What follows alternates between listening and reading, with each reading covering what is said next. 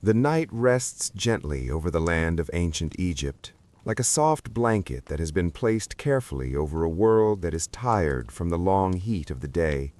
And as the darkness settles in, the wide sky stretches endlessly above the Nile, filled with quiet stars that shimmer faintly, their light reflecting softly on the slow-moving water below, where the river flows without hurry, as it has always done, carrying with it the silent stories of countless lives that have come and gone along its banks. There is no sound of celebration here, no echo of grand triumph, no golden glow of glory in this moment, but instead there is only stillness, deep and comforting, where the air feels calm and slightly cool, and the land itself seems to breathe slowly, as if it is resting after a long and uncertain day. Far away from the towering monuments that people often imagine when they think of Egypt, there are small villages made of mud brick walls, their shapes simple and uneven, their surfaces worn gently by wind and time. And inside one of these homes, a man lies awake for a few quiet moments before sleep fully leaves him, his body still heavy, his thoughts slow, as he listens to the faint sounds of the night around him.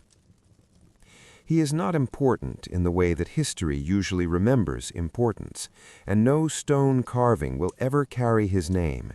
Yet his life, like many others, is quietly tied to the land, to the river, and to the uncertain rhythm of a world that does not always offer stability or ease. As he slowly rises, the ground beneath him still holds a trace of coolness from the night, and the walls around him feel close and familiar, shaped by hands not so different from his own. And for a moment he simply sits there, breathing gently, not rushing into the day, because there is no reason to rush when every day unfolds in much the same way, with the same quiet struggles and the same uncertain hopes.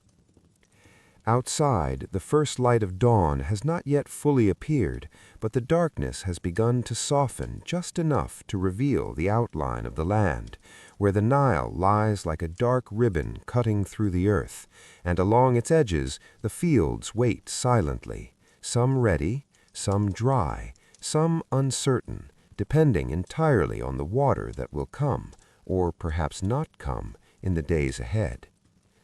This dependence is something that is deeply felt but rarely spoken aloud, because it is simply a part of life here, something that everyone understands without needing to explain, like the slow passing of time or the quiet return of night after each long day.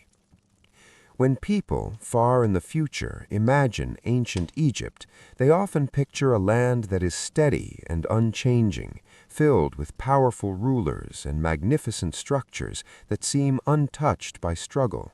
But here, in this quiet moment before sunrise, there is a different truth, one that feels softer and more uncertain, where life is shaped not by glory, but by patience, by repetition, and by the quiet effort of simply continuing. The man steps outside, and the air greets him with a gentle coolness that will soon disappear, and as he looks toward the horizon, he can see the faint beginning of light slowly rising, not suddenly, but gradually, like a careful unfolding, and in that slow arrival of morning there is a sense of calm that settles over everything. Around him, others are beginning to wait as well, their movements unhurried, their expressions quiet, as they prepare for another day that will likely be much like the one before it, filled with work that must be done, whether the land is kind or not.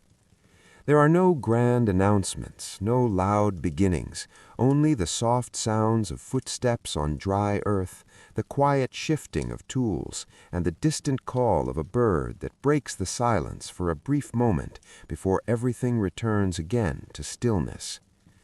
The Nile, always present, moves gently beside them, its surface now beginning to catch the first hints of light.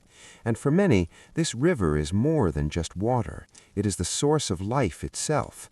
And yet it is also something that cannot be controlled, something that can give and take in ways that no one can predict with certainty. Some years the flood comes just as it should, spreading rich soil across the land, allowing crops to grow and life to continue with a sense of quiet stability.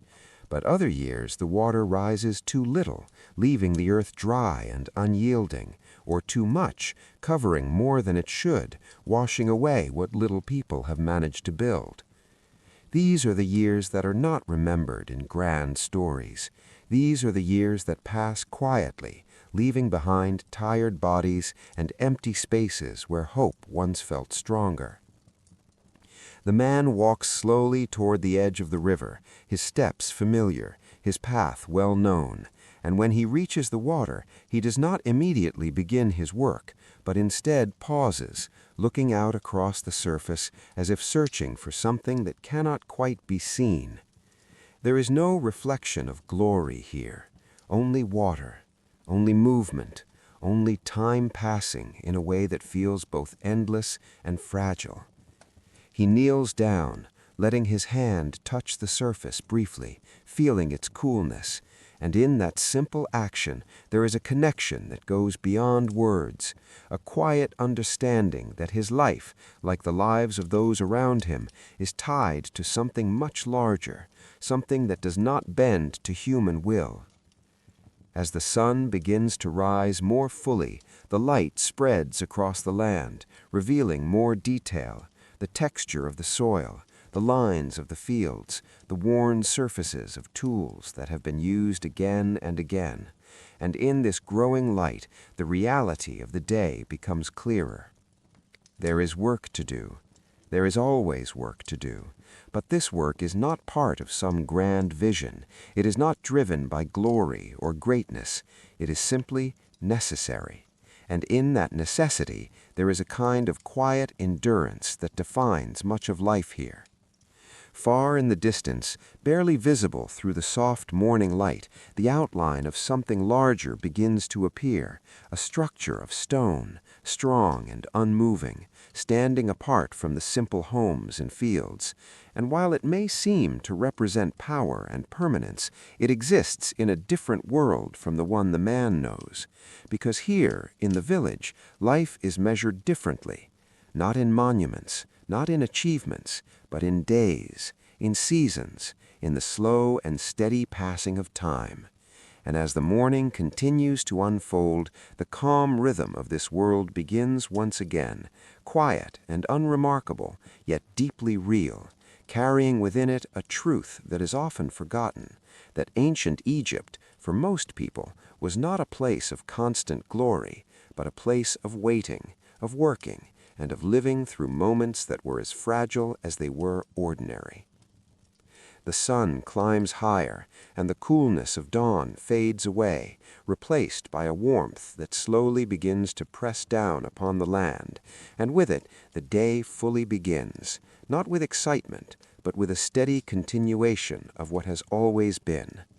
And without any clear beginning or end, the story moves forward, just as the river does, quiet and unbroken, leading us gently into the next moment, where the small details of life begin to reveal themselves even more clearly. As the light grows stronger and spreads across the land, the quiet softness of early morning slowly gives way to the steady presence of the sun, which rises without pause and begins to warm the earth in a way that feels gentle at first, but promises something heavier as the hours pass, and the man, along with the others near the river, begins to move more deliberately now, no longer simply observing, but stepping into the rhythm of the day that has already begun to take shape around them. The fields, which only moments ago seemed calm and untouched, now reveal their true condition more clearly, showing patches of dry soil that crumble slightly underfoot, and areas where the ground still holds a faint memory of moisture. And as the man walks across this uneven surface, his steps are careful and practiced, shaped by years of doing the same work in the same place, under the same sky. There is no conversation that fills the air, no loud exchange of words, but rather a quiet understanding shared among those who work here, where each person knows what must be done without needing to be told. And this silence is not empty, but full of a kind of calm acceptance, where the mind settles into the body's movement and time begins to pass almost unnoticed. He lifts his tool, simple and worn, and begins the slow, repeated motion of breaking the surface of the earth, each movement steady, each breath measured. And as he continues, the sound of the tool meeting the ground creates a soft, rhythmic pattern that blends with the distant flow of the Nile and the faint whispers of wind moving across the open land. This is the sound of most lives in ancient Egypt, not the sound of celebration or triumph, but the sound of effort, the sound of endurance. And as the sun climbs higher, that effort becomes more difficult to ignore as the heat begins to settle over everything, pressing gently at first, then more firmly, until the air itself feels heavier, and each movement requires just a little more energy than before. Sweat forms slowly, not all at once, but gradually as the body responds to the rising temperature, and the man pauses only when necessary, not because he wishes to rest, but because his body quietly insists upon it, reminding him that there are limits, even in a life that is built around constant work. In the distance, the outline of the stone structure becomes clearer now, no longer just a faint shape, but something more defined, something that stands in contrast to the softness of the fields and the simplicity of the village. And while it may appear distant and separate, its presence is not entirely disconnected from the lives unfolding here. Because the stones that form such structures do not move on their own. They are carried, lifted, placed by people not so different from the man who now wipes his brow and returns once again to his work. And while some may have worked closer to those great constructions, spending their days shaping stone instead of soil, the experience is not as different as it might seem, because both lives are filled with repetition, with effort, and with a quiet understanding that the work must continue, whether it leads to something lasting or simply to another day of survival. The hours pass slowly. The sun reaches higher into the sky, and the shadows shrink until they almost disappear beneath the bodies that cast them. And in this moment, the land feels open and exposed, with very little to soften the intensity of the light that now touches everything. There are no tall trees to provide shelter, no wide structures to offer shade, only small, brief moments of relief when the body turns just enough to escape the direct heat for a short time. And still, the work continues, because stopping is not always a choice. For many, it is not even a thought. It is simply understood that the day must be filled with effort, because without that effort, there may not be enough food, not enough stability, not enough to carry forward into the uncertain future that always waits just beyond the present moment. Nearby, another worker moves in the same slow rhythm, his motions almost mirroring those of the man, though they do not look at one another and do not speak, because there is no need to break the quiet flow that has settled over the land. This silence, this steady continuation becomes almost comforting in its own way, as if the world itself is guiding each movement, allowing the mind to drift slightly, even while the body remains engaged in its task.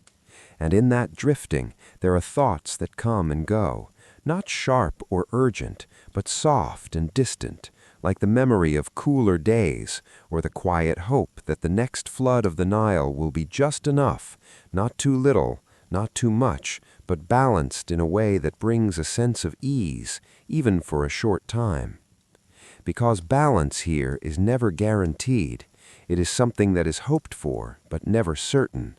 And this uncertainty, though it may not always be spoken, is always present, like a quiet shadow that follows each day, never fully leaving, never fully taking over, but simply existing as part of the rhythm of life.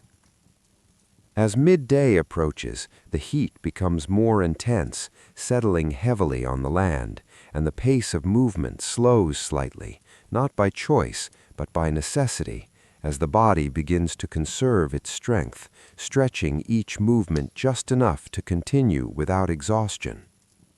The man pauses again, standing still for a moment, his chest rising and falling slowly, his gaze drifting toward the river once more, where the water continues with the same calm consistency, untouched by the effort that fills the land around it. There is something almost distant about the Nile in this moment, as if it belongs to a different kind of time, one that does not rush, one that does not struggle, but simply continues, regardless of what happens along its banks. And perhaps that is why people watch it so often, not because it changes quickly, but because it reminds them of something steady, something that exists beyond the uncertainty of daily life. After a short while, the man returns to his work, not with renewed energy, but with a quiet acceptance that this is simply how the day unfolds. And as he continues, the rhythm returns, slow and steady, carrying him forward through the long stretch of afternoon that still lies ahead. In the far distance, the stone structure remains unchanged, its presence constant, its surface catching the light in a way that makes it seem almost timeless. And yet, even that structure, strong as it may be, is part of a larger story, one that includes not only creation, but also decline, change, and the gradual wearing down of all things over time. But here, in this moment, none of it feels urgent, none of it demands attention, because the day itself is enough, the work itself is enough. And as the sun begins very slowly to move past its highest point, there's a subtle shift in the air, almost too gentle to notice at first, where the promise of evening begins to take shape, still far away, but certain in its arrival. The man continues, step by step, movement by movement, his presence blending into the quiet pattern of the land. And as the hours pass, the story moves forward with him, unhurried and uninterrupted, carrying us gently toward the next part of this long and quiet journey. As the long stretch of afternoon begins to soften, there is a quiet and almost unnoticeable change in the air, as if the weight of the day, which had settled so heavily over the land, is slowly beginning to lift, not all at once, but little by little, in a way that feels gentle and patient, allowing the body to ease without fully realizing that it is happening. The sun, which had stood high and unwavering for so many hours, now begins its slow descent, moving gradually across the sky, and as it does, the light shifts, becoming warmer, softer, and less demanding, casting longer shadows that stretch across the fields like thin, quiet lines that mark the passing of time.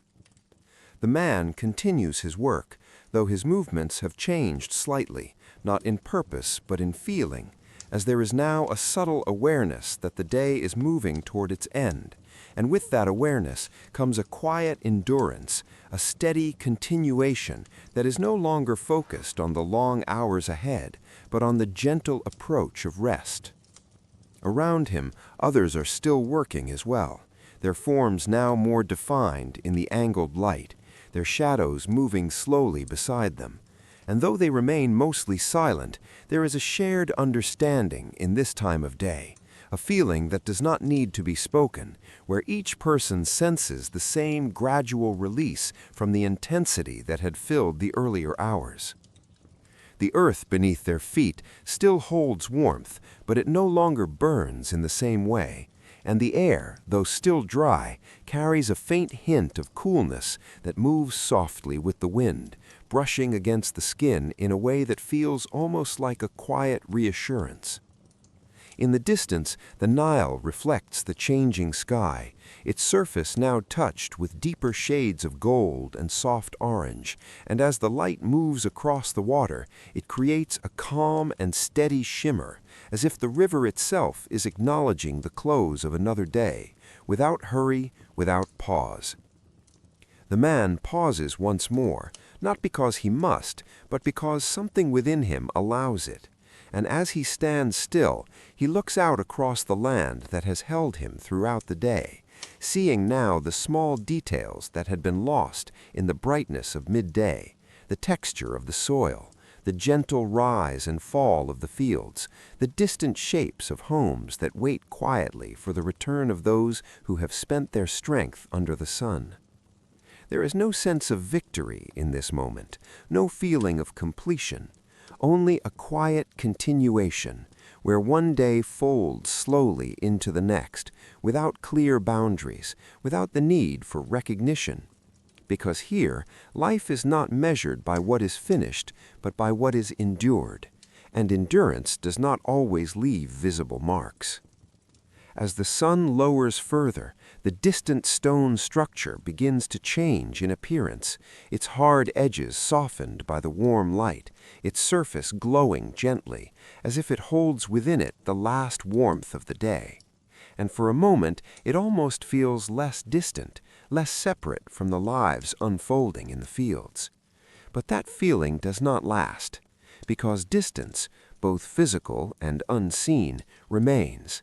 The lives of those who work the land and the lives of those who command its resources do not often meet, and even when they do not blend in the way one might imagine. Still, both are part of the same world, a world that is not always stable, not always certain, and not always as glorious as it may later appear. The man begins to gather his tools, his movements slow and deliberate, as if each action is part of a familiar closing ritual, one that he has performed many times before and will continue to perform for as long as his body allows him to return to this place. There is a quiet relief in this process, though it is not expressed outwardly and not even fully formed as a thought, but it exists in the way his shoulders ease slightly, in the way his breath becomes a little deeper, a little more relaxed. Nearby, others begin to do the same, their work coming to a natural end, not because everything is finished, but because the day itself is ending, and that is reason enough. Together, though not in any organized way, they begin to move back toward the village, their paths crossing and separating in a slow and unhurried pattern, their footsteps soft against the dry earth, creating a gentle rhythm that replaces the steady sounds of labor that had filled the earlier hours. The sky continues to change above them, the blue fading into deeper shades, while the horizon glows briefly before beginning to dim. And in this transition, there is a sense of calm that settles over everything, as if the land itself is preparing to rest. As the man walks, he does not rush. There is no need. The path is familiar, the distance is known, and the evening will arrive whether he hurries or not. The village grows clearer as he approaches, the shapes of the homes becoming more defined, their surfaces now touched by the last light of the day, and from within them there are faint signs of life, small movements, quiet preparations, the beginning of another routine that follows the end of work. There is no grand return, no celebration of the day's effort, only a quiet continuation of life, where one task gives way to another softer task, where the body shifts from labor to rest, but never fully leaves the rhythm of necessity. As he steps inside his home, the air feels different, cooler, still, holding a sense of shelter that the open fields could not provide. And for a moment he simply stands there, allowing the silence to settle around him once again, much like it had in the early morning before the day began. Outside, the light continues to fade, the Nile grows darker, the land becomes quieter, and slowly, almost without notice, the night begins to return. There are small sounds that fill this time, the soft movement of others nearby, the faint crackle of something being prepared, the distant call of night creatures that begin to awake as the day comes to its natural close. The man sits down, his body now fully aware of the effort it has carried, and in this stillness there is no need to reflect deeply, no need to measure the day or compare it to others, because each day is much the same, shaped by forces that remain beyond his control. And perhaps in that sameness there is a kind of quiet peace, a rhythm that does not demand change, a life that does not seek glory, only continuation, only presence. As the stars begin to appear once more in the darkening sky, the world returns to the calm stillness with which it began, completing a cycle that feels both simple and endless. And as everything settles into this quiet state, the story moves forward once again, gently and without interruption, carrying us deeper into a past that is not defined by greatness alone, but by the many quiet moments that existed in between. As the night settles fully once more over the land, and the quiet rhythm of breathing, resting bodies fills the small homes of the village, there is a gentle sense of stillness that seems almost complete, as if nothing could disturb it. And yet, beyond this calm surface, there are slow and unseen changes already beginning to form, changes that will shape the days ahead in ways that no one can fully predict. The man sleeps, his body heavy with the quiet exhaustion of the day, his mind drifting without urgency, and around him the world continues its slow movement, guided not by human plans, but by patterns that have repeated for generations, patterns tied to the river, to the land, and to the shifting balance between abundance and scarcity. Somewhere in the distance, far beyond what the village can see or hear, the Nile begins its long journey from lands that are unknown to those who depend on it, carrying with it waters that will eventually reach these quiet fields, though no one can say exactly when, or how much, or what shape the flood will take when it arrives. And it is this waiting, this long and patient waiting, that quietly shapes life here in ways that are often deeper than the work itself. Because the work, though constant, is at least within the control of the hands that perform it. But the river is not. The seasons are not. And the future, though always approaching, remains uncertain in a way that cannot be easily understood. When the morning comes again, it does so gently, much like the day before, with soft light slowly replacing the darkness, and the cool air offering a brief moment of comfort before the warmth returns, and once again the village begins to wake, not with excitement, but with quiet acceptance. The man rises, his movements familiar, his thoughts unhurried, and as he steps outside, there is something almost unchanged about the world around him, as if the day has simply continued from where it left off, without interruption. And yet, beneath this sense of sameness, there is always the awareness, even if it remains unspoken, that change can come at any time. Some years the flood arrives as expected, bringing with it the rich soil that allows life to continue with a sense of balance, where the crops grow steadily and the village moves through its days with a quiet stability that feels almost comforting. But other years are different. In those years, the waiting stretches longer, the signs become harder to read, the river rises too slowly or not at all, and the land begins to show it. The soil grows dry and resistant, the air feels harsher, the work becomes more difficult, not because the effort changes, but because the land no longer responds in the way it once did. And in those moments, there is no clear solution, no quick answer, only the slow realization that something is not as it should be. The man walks again to the edge of the river, much like he has done so many times before, But today, there is a slight difference in the way he looks at the water, a quiet searching, as if he is trying to understand something that cannot be explained. The surface moves gently, unchanged in appearance, offering no sign of what is to come, and this lack of clarity is perhaps the most difficult part, because it leaves the future open, undefined and uncertain. Around him, others gather as well, their presence calm but their attention focused, and though they do not speak openly of concern, there is a shared awareness that something feels different, something subtle, something not yet fully visible, but quietly present. Days pass, then more days, and still the river does not rise in the way it should. The fields begin to show more dryness, their surfaces harder, less willing to break beneath the tools that once moved through them with relative ease. And as the work continues, it becomes clear that effort alone is not enough to restore what is missing.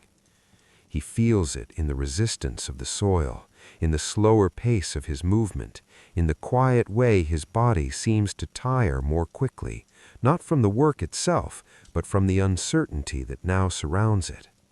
Food becomes something that must be considered more carefully, not in a sudden or dramatic way, but slowly, over time, as portions become slightly smaller, as choices become slightly more limited, and as the quiet balance that once existed begins to shift. There are no grand announcements of hardship, no loud expressions of fear, only a gradual change, a subtle narrowing of what is available, and a quiet awareness that the future may not unfold as easily before. Even the air seems different, drier, still, as if it too is waiting for something that has not yet arrived. And in this waiting, the rhythm of life begins to change, not in obvious ways, but in small, almost unnoticeable shifts, where each day feels just a little heavier, just a little more uncertain than the one before. The distant stone structures, which once seemed so solid and removed from these struggles, remain unchanged in appearance, their surfaces still strong, their forms still impressive, but even they cannot bring water to the fields, cannot soften the soil, cannot ease the quiet tension that now moves through the village, because their strength is not the same as stability, and their presence does not guarantee balance.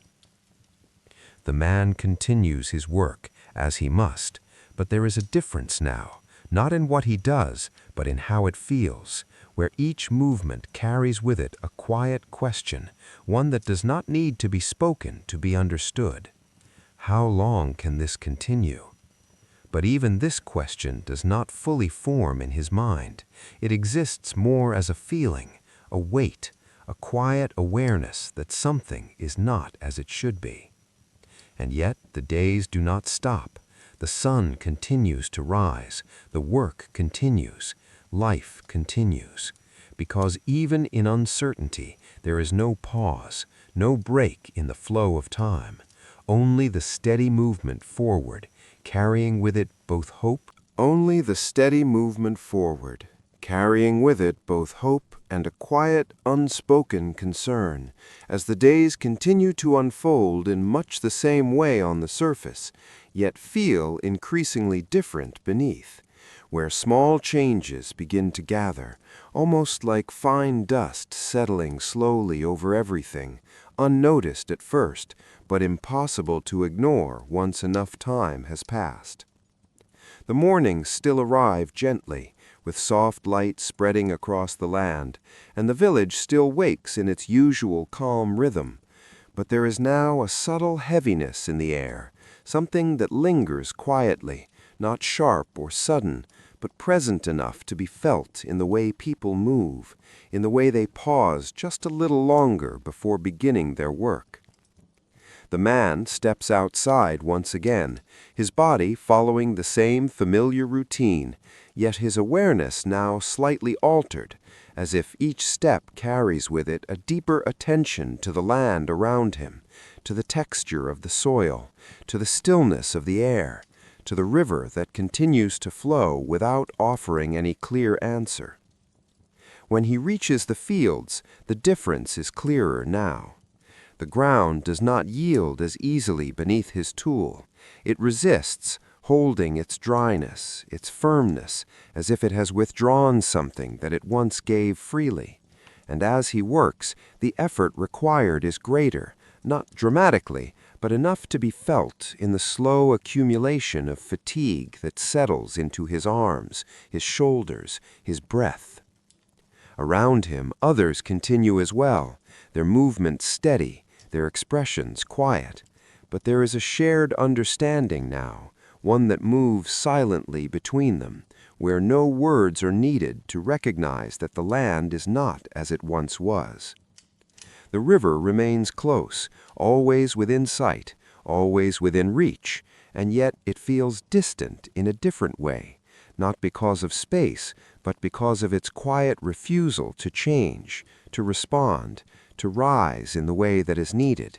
And still it moves, calm, unhurried, as if untouched by the quiet strain that is beginning to shape life along its banks.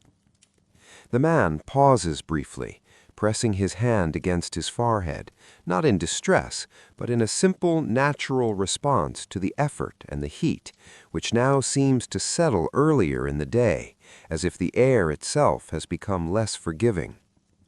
There is no clear moment when concern becomes real, no single point where everything shifts. Instead, it grows slowly, like a shadow that lengthens over time, until it becomes part of the landscape, part of the way each day is experienced. Food, once something that followed a quiet rhythm of preparation and sharing, now carries a slightly different weight, where each portion is considered a little more carefully, each supply observed with a quiet awareness of how long it may need to last. Inside the homes, these changes are subtle. No one speaks of them directly. There are no loud expressions of worry, only small adjustments, a little less here, a little more care there, a quiet stretching of what is available. The man notices it without fully thinking about it, in the way meals feel slightly lighter, in the way time between them feels slightly longer, but he does not dwell on it, because dwelling does not change the outcome. And here, in this place, people have learned to continue even when certainty is no longer present. The days grow warmer, the sky remains clear, too clear, without the variation that might suggest change, without the signs that would bring reassurance.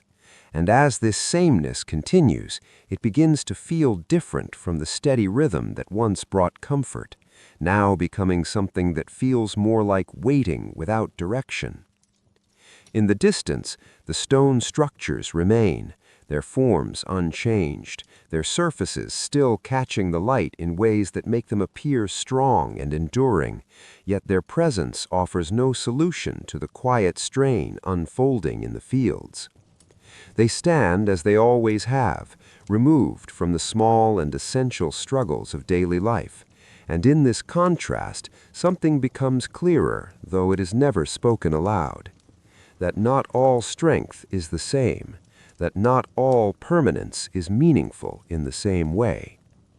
The man continues his work through the long hours, his movements slower now, not by choice, but by the simple limits of the body, which responds to both effort and uncertainty in ways that cannot be ignored. And still there is no stopping, because stopping would mean giving in to something that cannot yet be fully accepted. So the work continues, steady, repetitive, unbroken. As the sun rises and falls, as the light shifts from soft morning to harsh midday, and then back again to the gentle tones of evening, the pattern remains, but the feeling within it has changed. The evenings, once a time of quiet release, now carry a deeper sense of reflection, not in words, but in the way the body rests, in the way the mind drifts, touching lightly on the events of the day without fully holding on to them. The man sits outside his home as the light fades, looking out toward the darkening land, where the outlines of the fields slowly disappear into shadow, and the river becomes once again a quiet, moving darkness beneath the sky. The stars return, steady and unchanged, offering a sense of continuity that the land no longer fully provides. And in their presence there is a kind of distant comfort, something that exists beyond the immediate struggles, beyond the uncertainty of the coming days. But even this comfort is quiet, distant, uninvolved.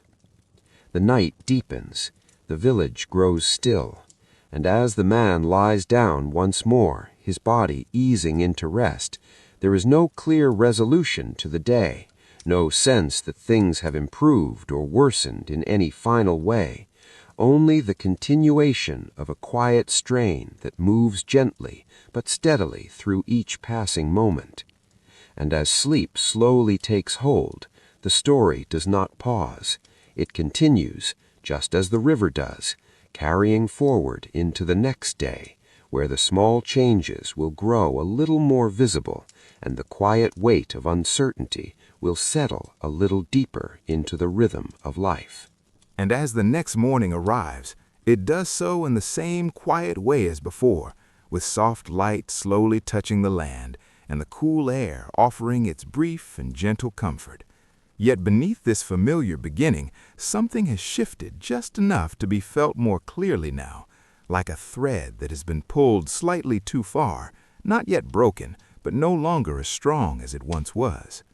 The man wakes with the same steady motion, his body following the habits it has known for years, yet there is a deeper heaviness within him, not sharp or overwhelming, but present in a way that lingers, as if the days behind him have begun to gather together, forming a quiet weight that does not easily fade with rest.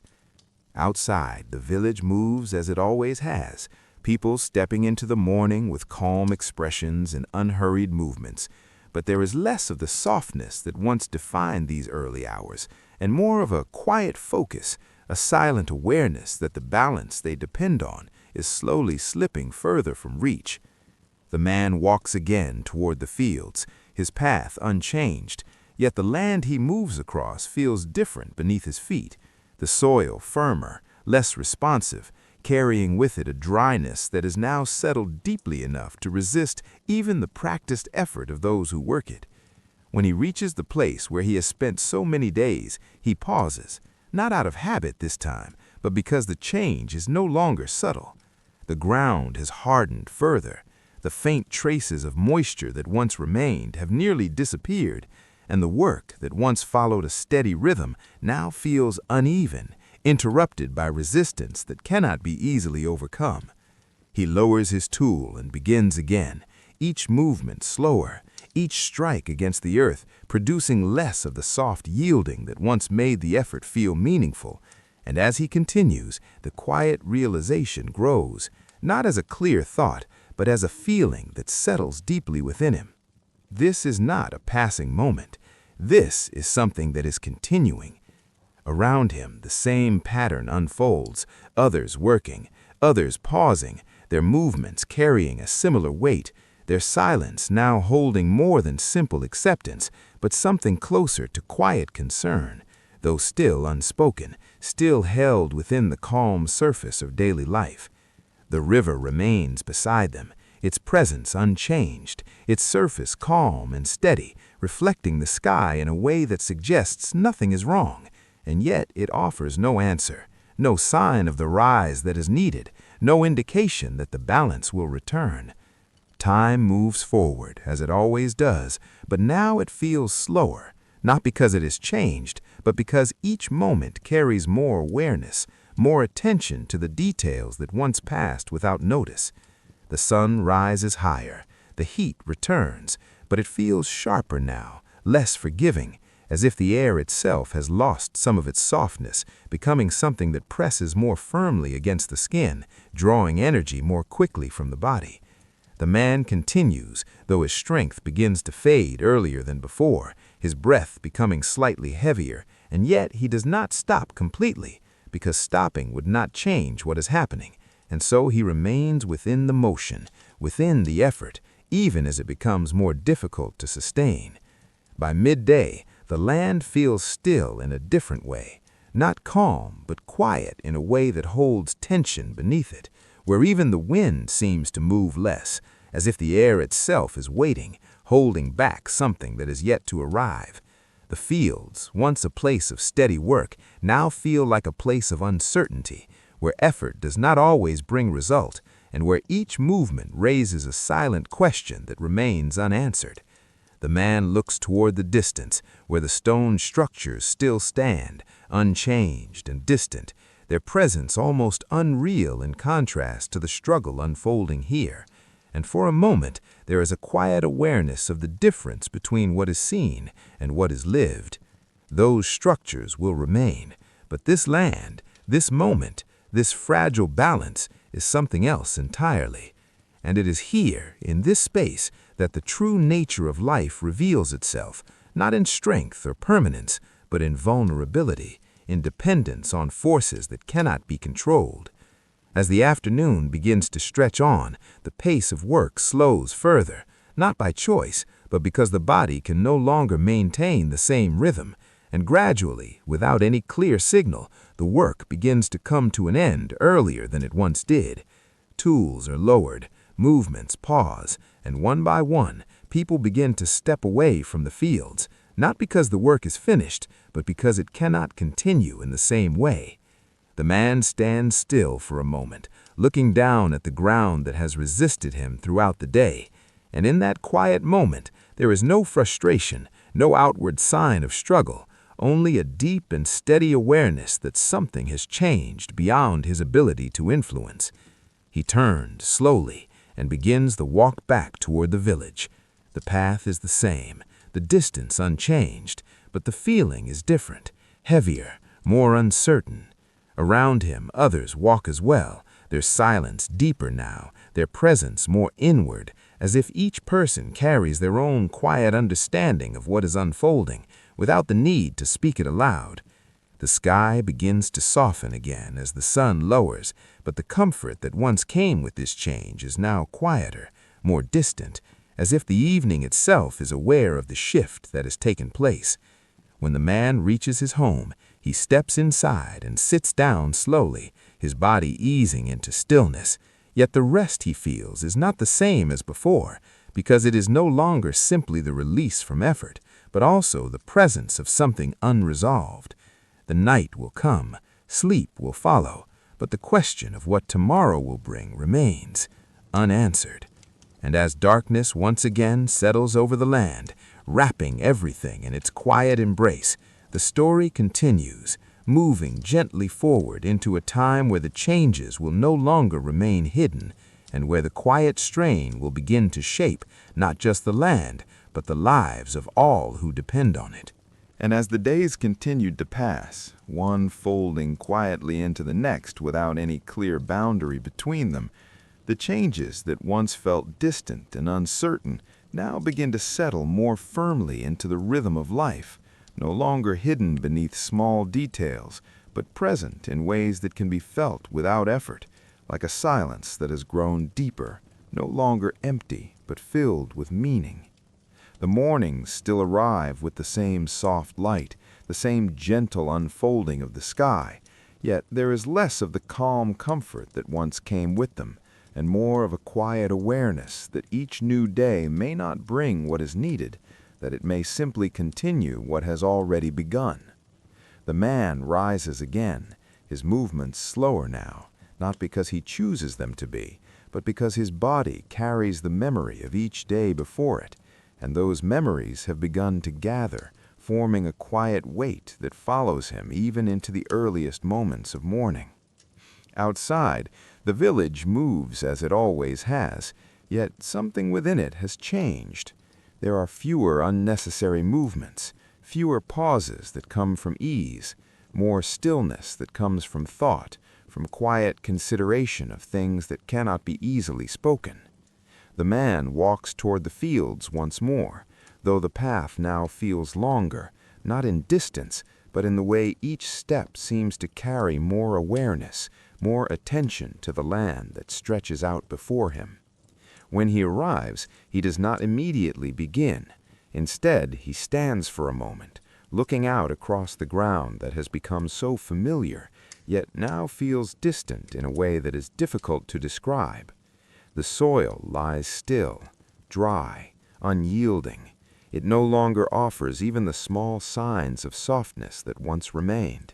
And in this stillness, there is a quiet message, one that does not need words, one that is understood simply by being present. The work continues, because it must, but it has changed in its nature, no longer carrying the same quiet hope of result, but becoming something else, something closer to persistence without certainty. Each movement is still steady, still careful, but now it is guided more by necessity than expectation. Around him, others move in the same way, their actions mirroring his own, their silence deeper than before, as if the absence of words has become a way of holding together something that cannot yet be faced directly. The river continues to flow beside them, unchanged in its movement, its surface calm and steady, and this constancy, once comforting, now feels distant, almost indifferent, as if it exists in a separate world, untouched by the quiet strain that has settled over the land. The man kneels near its edge again, not with expectation, but with habit, and as he looks into the water, he sees only the reflection of the sky, clear and uninterrupted, offering no sign of change, no indication that the balance will return. Time moves forward, though it feels heavier now, each hour stretching slightly longer, each moment holding more awareness than before, and as the sun rises higher, the heat follows as it always does, but it feels sharper, less forgiving, as if even the air has become part of the strain. By midday, the work slows once more, and this time the slowing is not gradual. It comes naturally, almost without thought, as if the body understands what the mind does not fully accept. The man lowers his tool and remains still, his breath steady but deeper, his gaze drifting across the fields where movement has already begun to fade. Others have stopped as well. Some stand quietly, some sit, some simply look out across the land. There is no signal, no decision made together, only a shared moment where the effort pauses, not because it is finished, but because it cannot continue in the same way. And in this pause, the silence speaks more clearly than it ever has before. It speaks of uncertainty, of limits, of a future that feels less defined with each passing day. The man rises slowly and begins to walk back, earlier than he once would have, his steps steady but unhurried, as if there is no longer a need to hold on to the full length of the day. Around him, others move in the same way, their actions mirroring his own, their silence deeper than before, as if the absence of words has become a way of holding together something that cannot yet be faced directly. The village continues to wait, just as it always has, its homes unchanged in form, its narrow paths still marked by years of movement, yet even here something feels different. The sounds are softer, the movements fewer, the rhythm more restrained. Inside the homes, the changes continue in small ways. Meals are simpler, time is spent more quietly. There is less of the soft ease that once filled the evenings, and more of a calm stillness that holds something deeper beneath it. The man sits once again as the light begins to fade, his body at rest, yet his mind not entirely at ease, though it does not form clear thoughts, only a quiet awareness that the days ahead may not return to what they once were. The sky darkens slowly, the first stars appear, and as night settles once more, it brings with it a familiar calm, yet even this calm has changed slightly, no longer untouched, but gently shaped by the quiet understanding that has grown over time. Still, The night offers rest. Still, it wraps the land in silence, and as the man lies down, his body easing once more into sleep, the story continues to move forward, slowly and quietly, toward a time when the silence will no longer remain unspoken, and when the changes that have gathered will begin to show themselves more clearly in the lives of those who have felt them all along. As another morning arrives, it does not feel entirely new, but rather like a quiet continuation of all the mornings that have come before it, carrying the same pale light, the same gentle air, and yet now also carrying something else, something more difficult to name, something that settles quietly into the space between each movement, each breath, each passing moment. The man wakes, as he always does, but there is a deeper stillness in the way he sits before rising, a longer pause where he does not yet begin the day, as if his body and mind both linger for a moment in the calm before the effort returns. And in that pause, there is no clear thought, only a quiet awareness that the day ahead may not offer anything different from the days behind him. Outside, the village feels more subdued now, not empty, not silent in a complete sense, but quieter in a way that suggests a shared understanding has settled over everyone, where fewer words are spoken and fewer unnecessary movements are made, as if each action is now measured, not consciously, but naturally, shaped by the conditions that continue to unfold. The path to the fields remains the same, yet as the man walks, he notices small details that once passed without attention, the way the dust rises more easily beneath his feet, the way the air feels slightly thinner, the way even the distant sounds seem less frequent, as if the land itself is holding back. When he reaches the fields, the change is no longer something that must be searched for. It is there, plainly visible.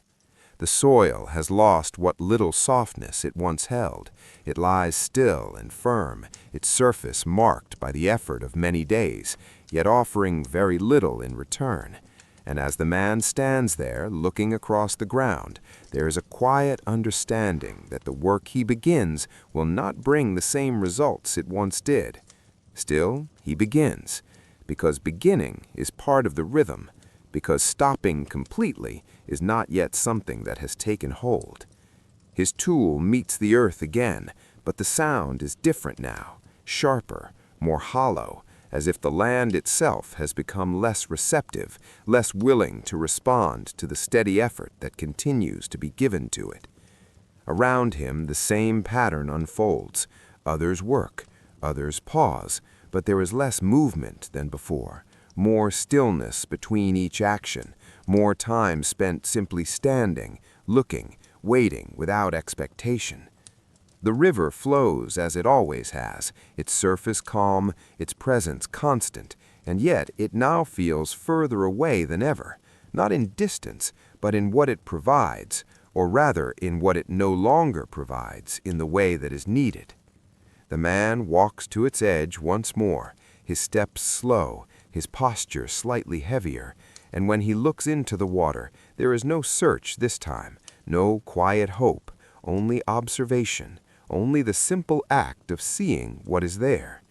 And what is there is unchanged, water moving gently, light reflecting softly, no sign of the rise that once defined the rhythm of life.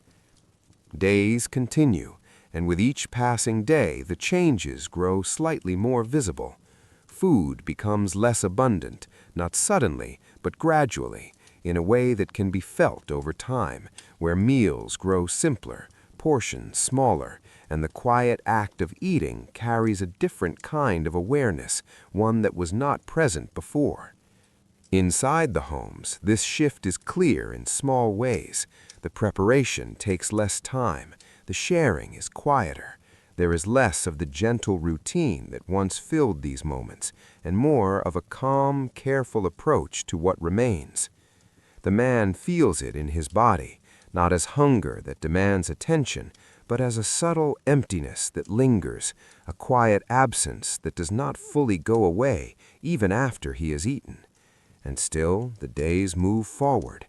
The sun rises, the work continues, but now there is less to be done, not because the work is finished, but because the land offers less in return for the effort given to it.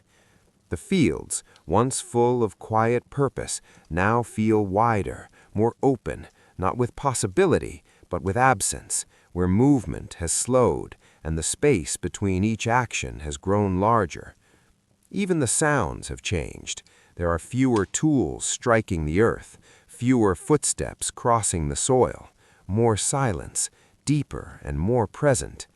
As midday arrives, the heat settles once again, but now it feels heavier, not just in the body, but in the space around it, as if the air itself carries the weight of what has been lost, what has not come, what has not returned. The man sits for a while, not from habit, but from necessity, his strength fading more quickly than before, his breath slower, his movements more measured, and in this stillness there is nothing to distract from the quiet truth that has begun to take shape. This is not a passing moment, this is not a brief change, this is something that is continuing, something that is becoming part of the way life is now lived. As the afternoon stretches on, fewer people remain in the fields, and those who do move slowly, their presence almost blending into the land itself, as if the boundary between effort and stillness has begun to blur. Eventually, the man arises and begins to walk back, earlier than ever before, his steps steady but quiet, his gaze lowered slightly, not in defeat, but in a kind of inward focus that has grown over time. The village receives him as it always has, unchanged in form, yet quieter in feeling, where the spaces between homes seem larger, the movements within them softer, and the sounds more distant. Evening comes, the light fades, and with it the small traces of activity that once filled this time begin to settle more quickly into stillness. The man sits again, his body at rest, yet his thoughts, though not fully formed, move gently through the awareness that something essential has begun to slip away, not at once, but slowly, quietly, in a way that cannot easily be stopped. The stars return, the night deepens, and as sleep comes once more, it does not erase the day, but carries it forward, holding within it the quiet understanding that tomorrow will likely continue the same pattern, where there will be just a little bit less than before. And so the story moves forward again, slowly and gently, into a time where less will become more noticeable, and where the quiet changes will begin to shape not only the land, but the choices, the movements, and the lives of all who remain within it. And as the following days arrive, one after another, without any clear beginning or end, the quiet pattern that has been forming now begins to settle into something more defined, where the small changes that once felt distant or uncertain can no longer remain hidden within the rhythm of daily life, and instead begin to reveal themselves in ways that are gentle yet impossible to ignore.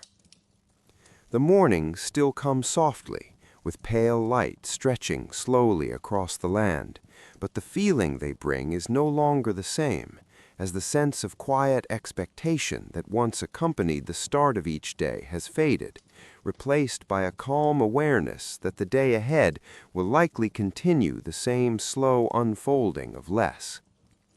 The man wakes with the same steady motion, though his body feels lighter in some ways and heavier in others, lighter in strength perhaps, and heavier in the quiet understanding that has settled within him. And as he steps outside, the air feels still, almost unmoving, as if the world itself has paused in a long moment of waiting. The village is quieter now, not silent, but softened.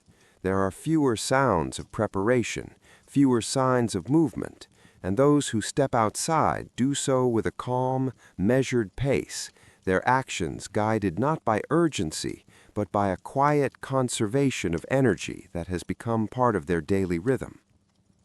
The man walks toward the fields once again, though the purpose of the walk has changed in a way that is difficult to define, as if the act of going has become more about habit than expectation, more about continuing than achieving.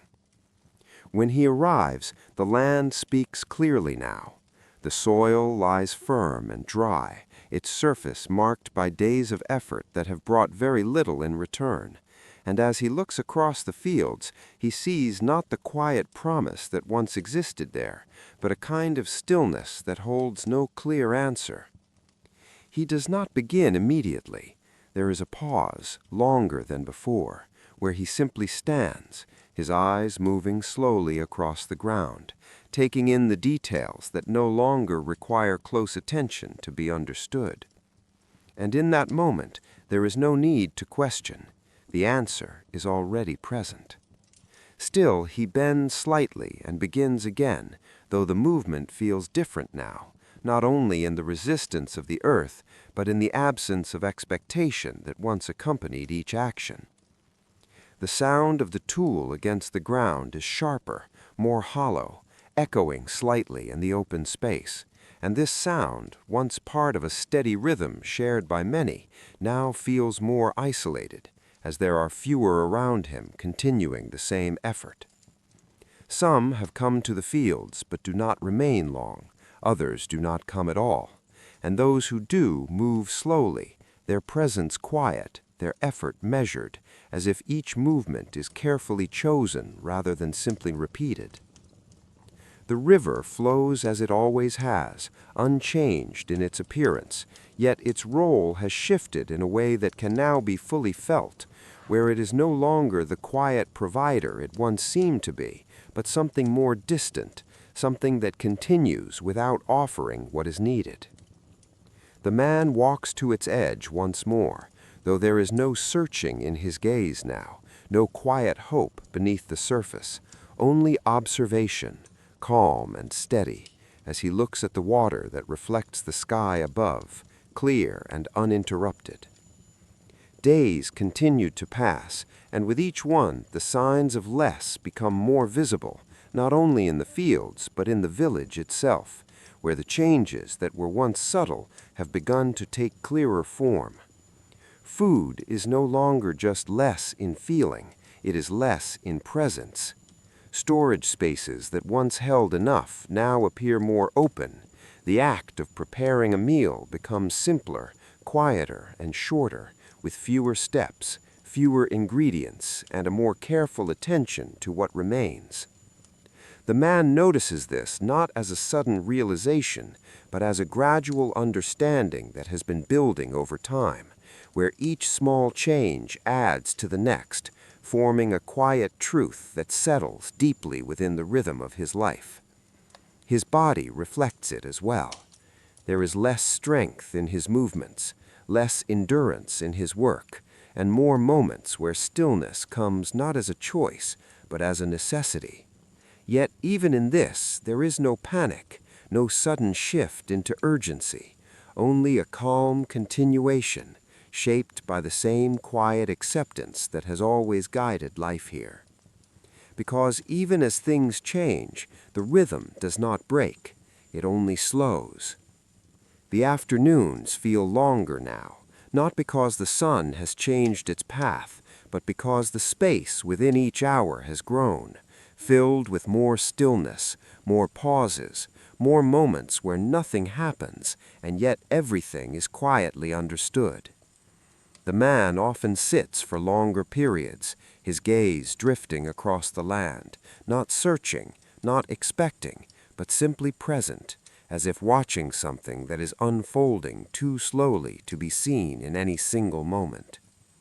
Around him, the pattern holds, fewer movements, more stillness, more quiet understanding shared without words.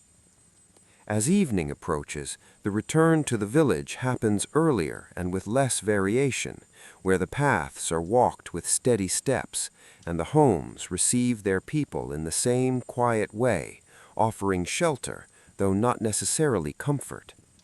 the light fades, the sky darkens, and the night arrives once more, bringing with it a familiar calm that now feels slightly deeper, as if the stillness of the day has carried into it.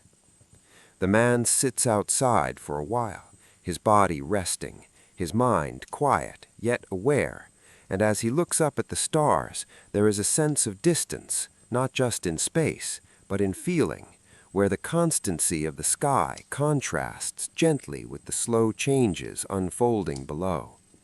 And in that contrast, something becomes clear without needing to be spoken, that not all things remain steady, that not all cycles return in the same way, that sometimes the pattern changes, slowly, quietly, until it becomes something new. As sleep comes again, it does not bring answers, but it does bring rest, and in that rest, the story continues to move forward, carrying with it the quiet shift that has now become fully present, leading gently into a time where the effects of less will begin to shape not only the land and the body, but the choices that must eventually be made.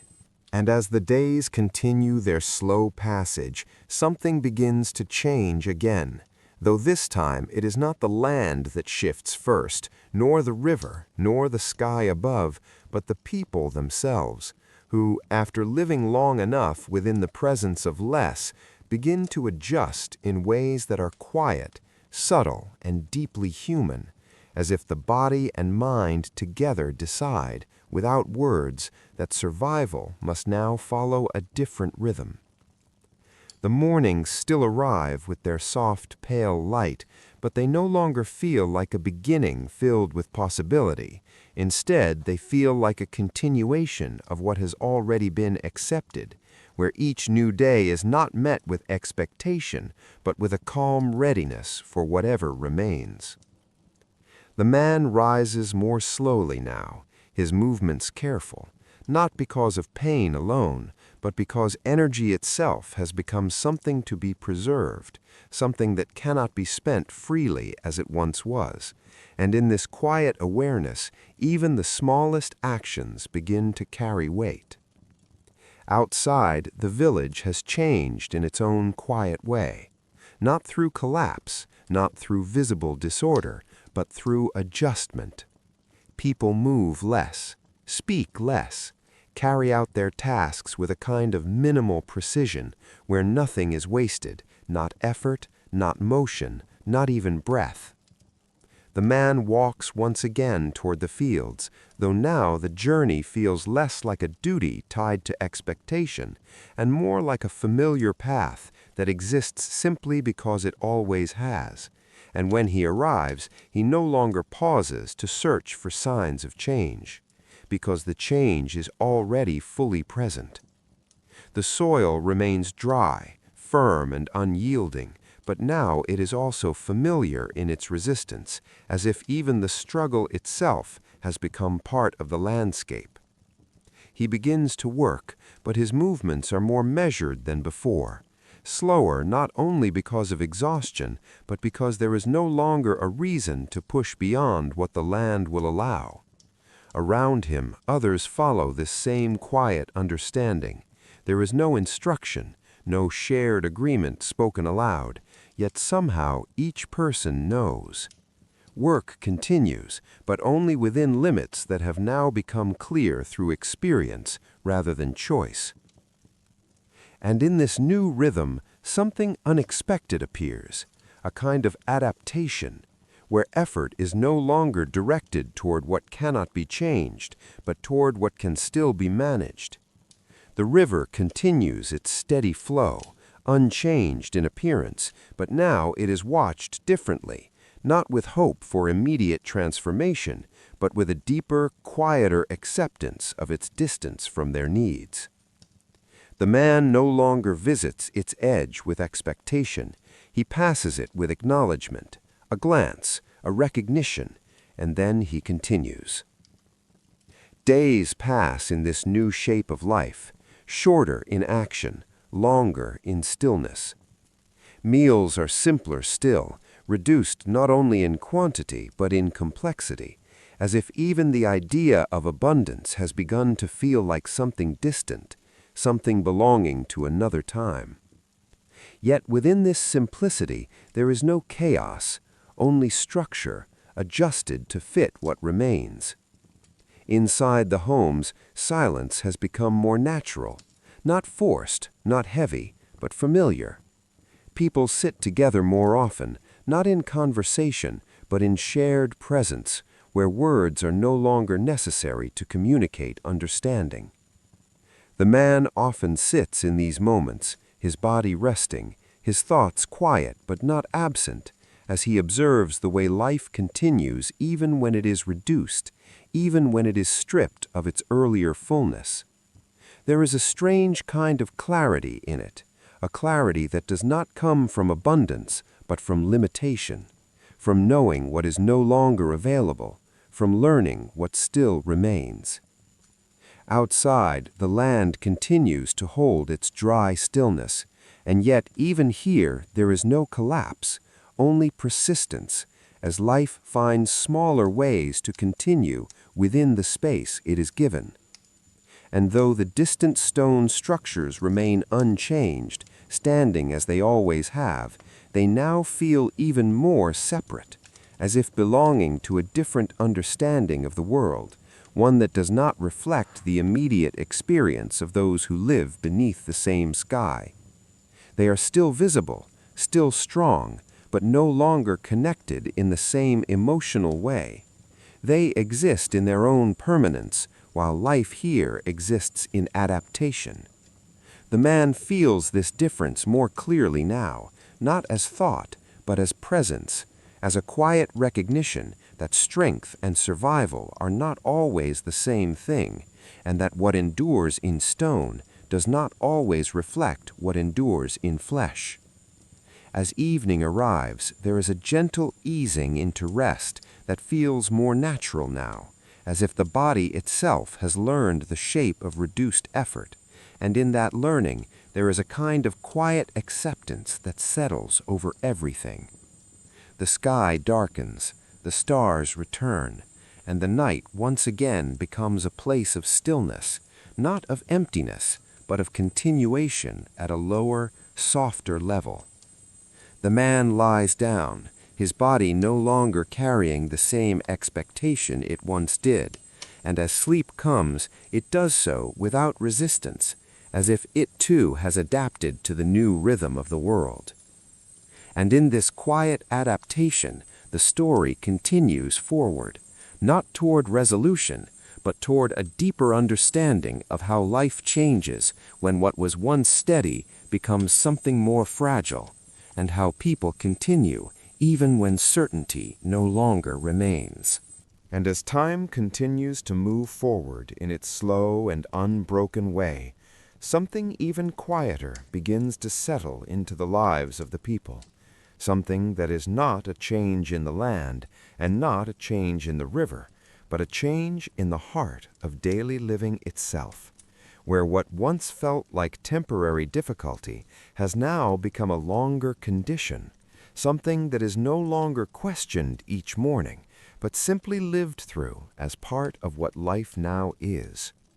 The mornings arrive as they always have, with pale light spreading gently across the horizon, yet there is no longer a sense of contrast between what once was and what is now, because the memory of abundance has softened, fading into something distant and less sharply defined, like a dream that is remembered only in pieces, not in full clarity. The man wakes, and for a moment he simply remains still, not because of tiredness alone, but because the act of beginning the day has become something that requires a quiet inner adjustment, a small acceptance that nothing outside has changed in the way it once did, and yet everything inside must still continue. When he rises and steps outside, the air meets him in its usual way, still, warm, and dry, carrying the same steady presence that has become familiar over time, and as he walks through the village, there is a sense that movement itself has become more intentional, more careful, as if each step is part of a longer, quieter understanding. The fields remain unchanged in appearance, still open, still vast, still marked by the same dry texture that has now become permanent, and as he reaches them, there is no longer the pause of expectation or disappointment. There is only arrival, only continuation. He begins to work, and the motion is steady, not driven by hope of transformation, but by the simple requirement that life continues through action, even when the outcome is no longer what it once was. The sound of tools against earth is softer now, not in volume, but in presence, as if the rhythm itself has learned restraint. And around him, others move in the same way, each person absorbed in their own quiet cycle of effort and pause, without urgency, without expectation, without the earlier tension that once filled these hours. The river remains as it has always been, flowing without interruption, carrying water from distant lands that the people here will never see. And yet even this constant presence no longer holds the same emotional weight it once did, because it has become part of the background of life, something that exists without offering change. The man no longer looks at it with searching eyes. He sees it, acknowledges it, and continues. Days pass in this softened continuity, and with each passing day, something important happens quietly. Life becomes smaller, but also more stable within its smaller shape. Not easier, not harder, but adjusted. The act of living shifts from expectation to maintenance, from hoping for improvement to preserving what remains. And in this shift, there is a kind of deep and quiet endurance that begins to define everything. Inside the homes, the atmosphere has settled into a steady calm, where silence is no longer a sign of concern, but simply the natural state of being. And when people gather, they do so without needing to fill the space with words, because understanding has become less about speech and more about shared presence. The man often sits in these quiet moments, observing without analysis, simply experiencing the way life continues even when stripped of its earlier fullness. And in this observation, there is no sorrow, only recognition. Recognition that life does not always expand, that it sometimes contracts, and that both are part of the same long passage of time. The distant structures still stand, unchanged, their stone surfaces holding the same visual strength they always have, but now they feel even more separated from the reality of daily life, as if they belong to a different layer of existence entirely, one that does not shift with the needs of the land or the people who live upon it. They are not gone, but they are no longer central in feeling. As evening arrives, it does so gently, without the earlier sense of contrast or relief, and the transition from day to night feels smoother now, less marked, as if time itself has become more continuous, less divided into sharp moments. The man returns home, rests, and allows his body to settle without resistance. And as sleep comes, it is no longer a retreat from difficulty, but simply part of the rhythm that has formed through repetition and acceptance. And in this quiet acceptance, the story continues to move forward, not toward recovery or reversal, but toward a deeper understanding of how human life adapts when permanence is no longer guaranteed, and how existence continues even when certainty has fully dissolved into the steady flow of time. And as more time passes in this quiet and steady way, something subtle begins to happen that is not immediately visible from the outside, because nothing in the land itself changes back, and nothing in the river suddenly rises to restore what was once expected. And yet, within the people, within the slow and patient rhythm of daily life, the feeling of shock and uncertainty begins to fade completely, leaving behind something quieter, something more stable in its own way, even if it is built upon limitation. The mornings continue to arrive with their soft and unbroken light, and now there is no longer any emotional weight attached to what the day might bring, because expectation itself has softened so much that it no longer presses against the mind, and instead, each morning is simply received as it is, without anticipation, without disappointment, without the sharp edges of comparison to what once was. The man wakes, and there is a calmness in the way he moves now that was not present before, not because life has become easier, but because life has become understood in a deeper, quieter way, where energy is no longer spent on resistance, but on continuation. And this shift, though small in appearance, changes everything in how each moment is experienced. Outside, the village feels steady again in a new form, not returning to what it once was, but settling into what it has become, where movement is balanced, speech is minimal, and presence is shared without effort, as if everyone has learned, without instruction, how to live within the reduced shape of their world. The man walks the familiar path toward the fields, and this time there is a strange familiarity in everything he sees, not the familiarity of the past, but of the present becoming routine, where even hardship has lost its sharpness and turned into something known, something expected, something that no longer surprises the body or mind. The fields remain dry, unchanged, and yet no longer are they a source of emotional reaction. They simply are. He begins to work, and the motion is steady and controlled, not driven by urgency or hope, but by rhythm alone. And in this rhythm there is a quiet kind of stability, as if repetition itself has become the foundation of life where uncertainty once stood. Around him, others continue in the same way, their movements evenly spaced, their pauses natural, and their silence no longer filled with tension, but with acceptance that has settled deeply into daily existence. The river flows as it always has, unchanged and unbothered, its surface reflecting the sky in a way that now feels distant rather than hopeful, and the man no longer turns toward it with expectation or concern, because even its presence has become part of the background of life, like wind or light or shadow. Time passes in a softened flow. The heat of midday still arrives, but it no longer feels like an interruption or an obstacle, only a condition of the day, something to move through rather than endure in resistance.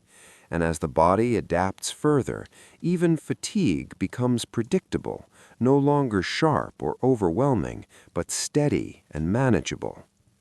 Meals remain simple, and in their simplicity there is a kind of quiet order where nothing is wasted and nothing is expected beyond what is available. And this too becomes part of the rhythm, something that is no longer marked as loss, but simply recognized as structure. Inside the homes, the silence has matured into something almost gentle, where people sit without the need to fill space, and where presence itself becomes enough. And in this shared quiet, there is a subtle strength that does not rely on abundance, but on understanding. The man often sits in these hours, his body resting, his thoughts calm and unforced, and he observes without judgment the way life has reshaped itself, not collapsing, not restoring, but continuing in a form that is smaller, slower, and still complete in its own way. Even the distant stone structures, once symbols of something far removed from daily struggle, now feel fully separated in meaning, no longer connected, even in imagination, to the immediate experience of the land, as if they belonged to a different interpretation of life entirely, where permanence and effort are measured in ways that no longer align with what is lived here each day. As evening comes, the transition is almost imperceptible, and night arrives without contrast, as if the day simply lowers itself into stillness rather than ending, and the man returns home with the same steady motion he has come to know, his body no longer resisting the rhythm that has formed over time. He lies down, and sleep comes easily, not as escape, but as continuation. And in that continuation, there is a quiet acceptance that has replaced uncertainty, not through resolution, but through adaptation so complete that even hardship has become familiar.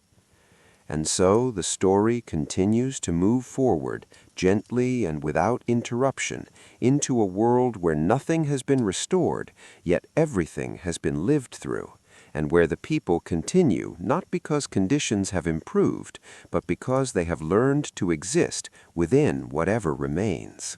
And as the rhythm of life continues in this softened and settled way, something begins to happen that is even quieter than adaptation.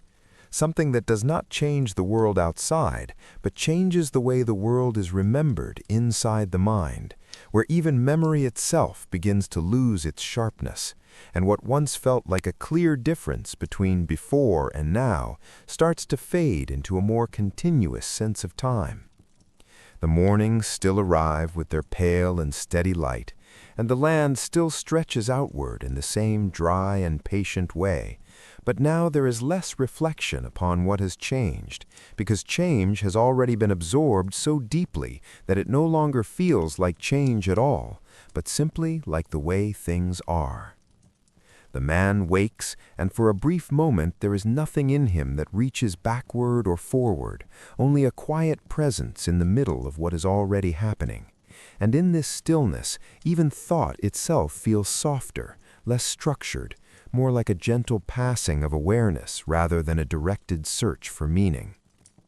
He rises slowly, steps outside, and the village greets him in its familiar quietness, where movement is sparse but steady, and where each person seems to exist within their own careful rhythm, shaped not by urgency, but by the long experience of living within limits that no longer need to be explained. The path to the fields remains unchanged, yet it no longer feels like a journey towards something specific, but rather like a continuation of a cycle that has no clear beginning or end. And as he walks, the ground beneath him feels familiar in every sense, not just physically, but emotionally, as if even the weight of the earth has become part of what is known and expected.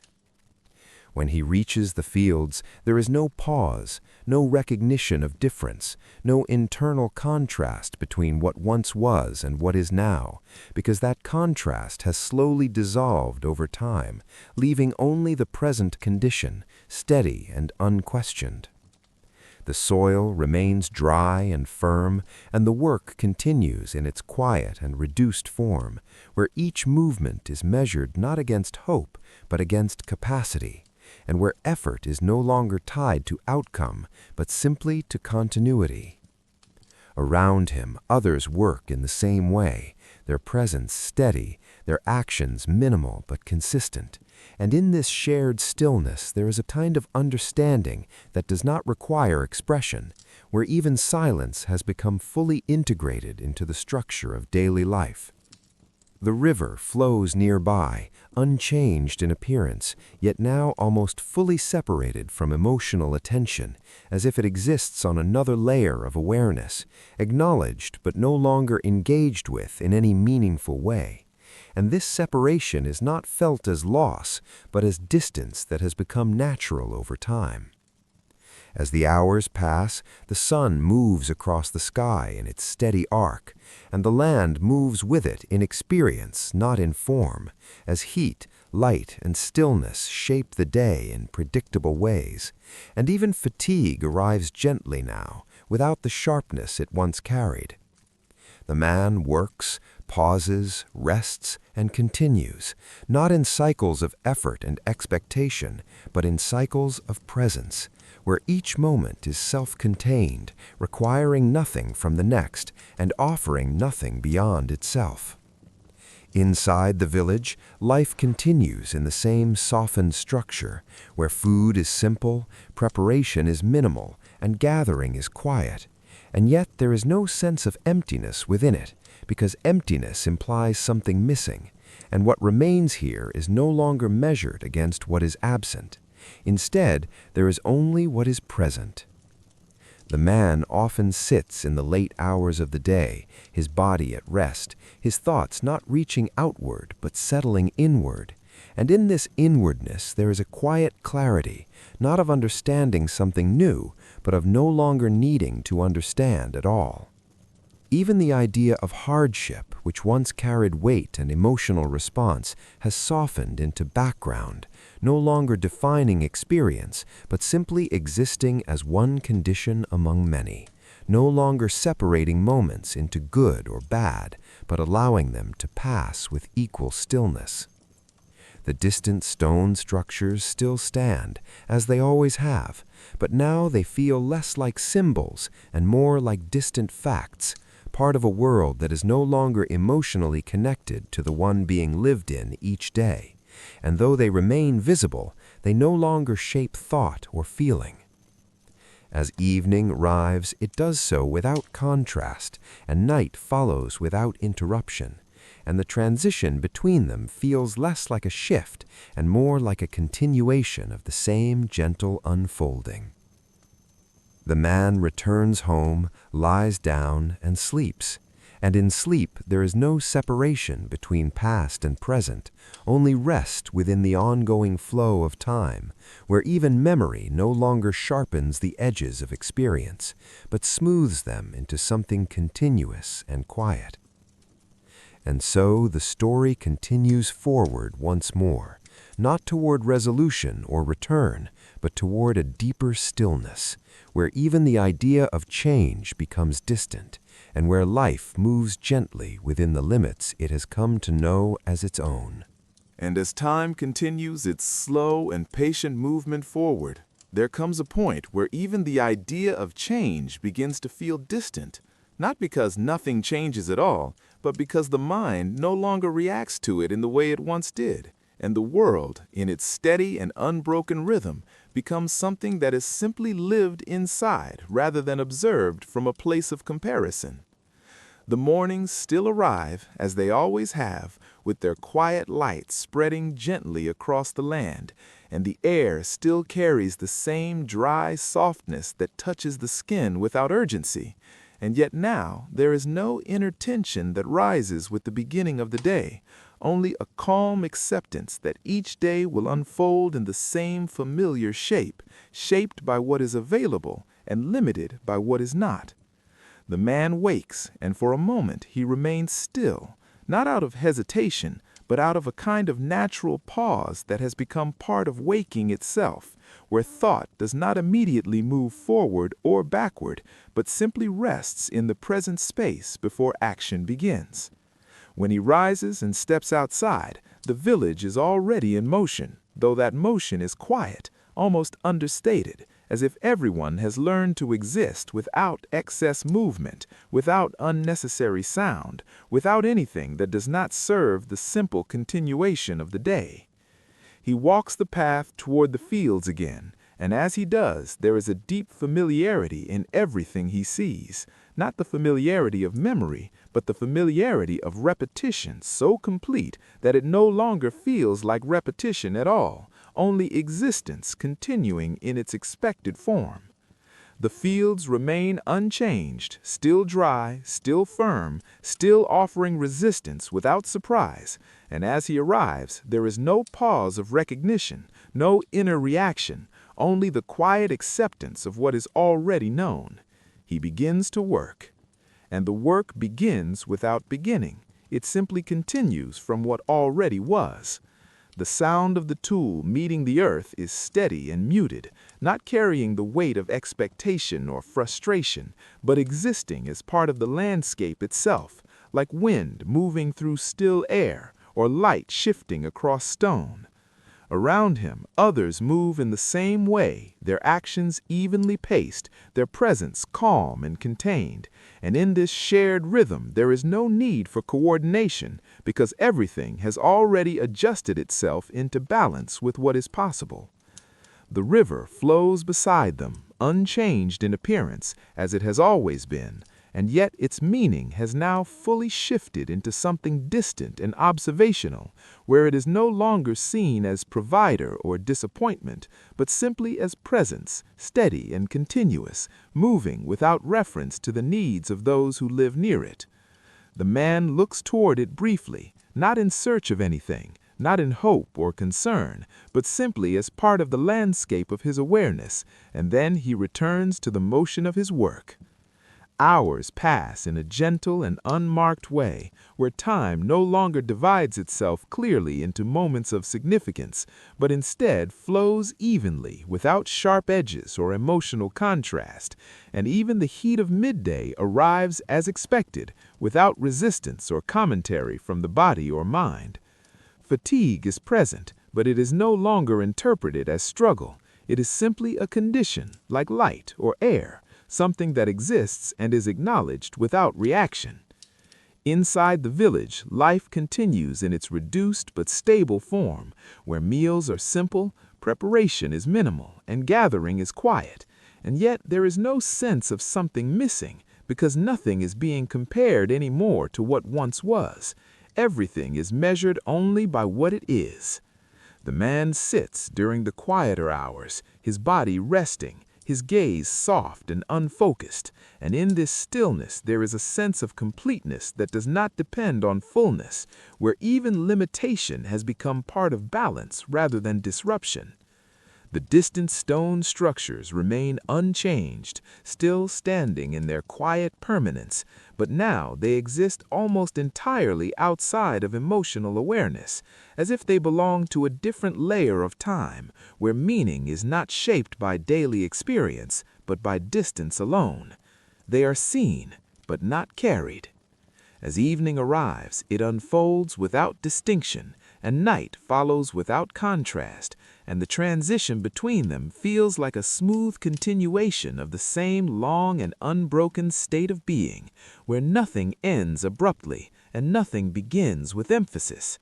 The man returns home, lies down, and sleep comes easily, without resistance or reflection, as if the body itself has learned the full shape of this world and no longer seeks anything beyond it.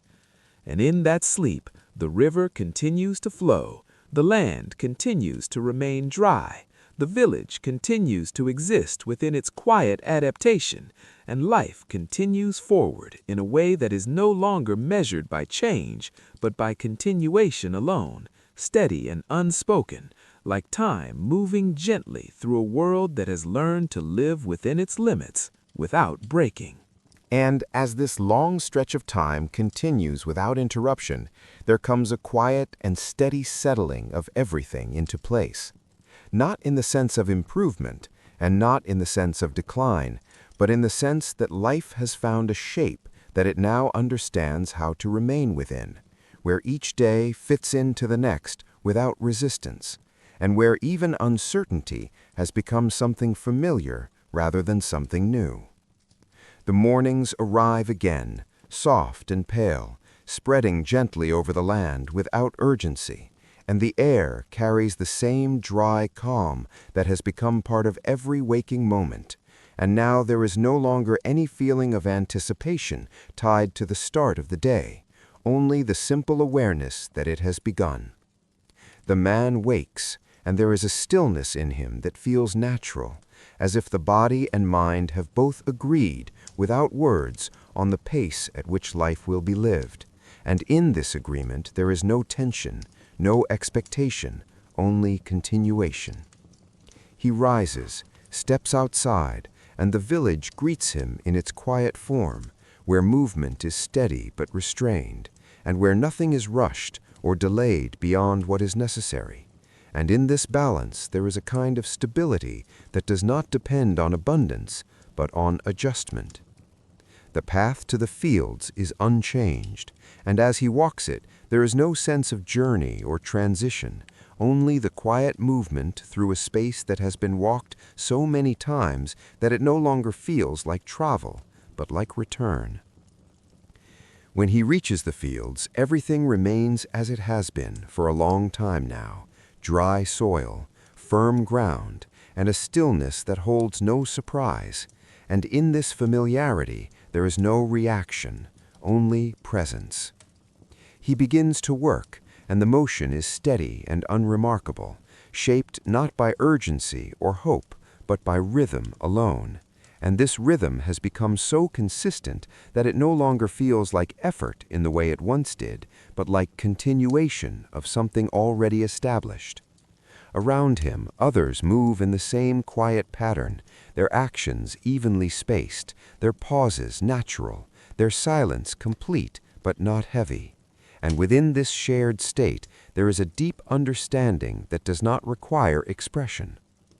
The river flows nearby, unchanged in its appearance, and now fully integrated into the background of life, no longer a source of expectation or reflection, but simply a constant presence that exists without emotional weight. Time passes through the day without sharp division, where morning blends into midday and midday into evening, and even the shift in light feels less like change and more like a slow adjustment of the same continuous scene. Fatigue appears, as it always does, but it no longer interrupts or challenges. It simply arrives, is acknowledged, and becomes part of the rhythm of movement and rest. And in this way, even limitation becomes ordinary. Inside the village, life continues in its reduced form, where simplicity is no longer a response to difficulty, but the established structure of living. And within this structure, there is a quiet order that does not seek to expand beyond itself. Meals are taken without emphasis, shared without ceremony, and remembered only as part of the flow of the day. And even hunger, when it appears, is met with calm acceptance rather than concern.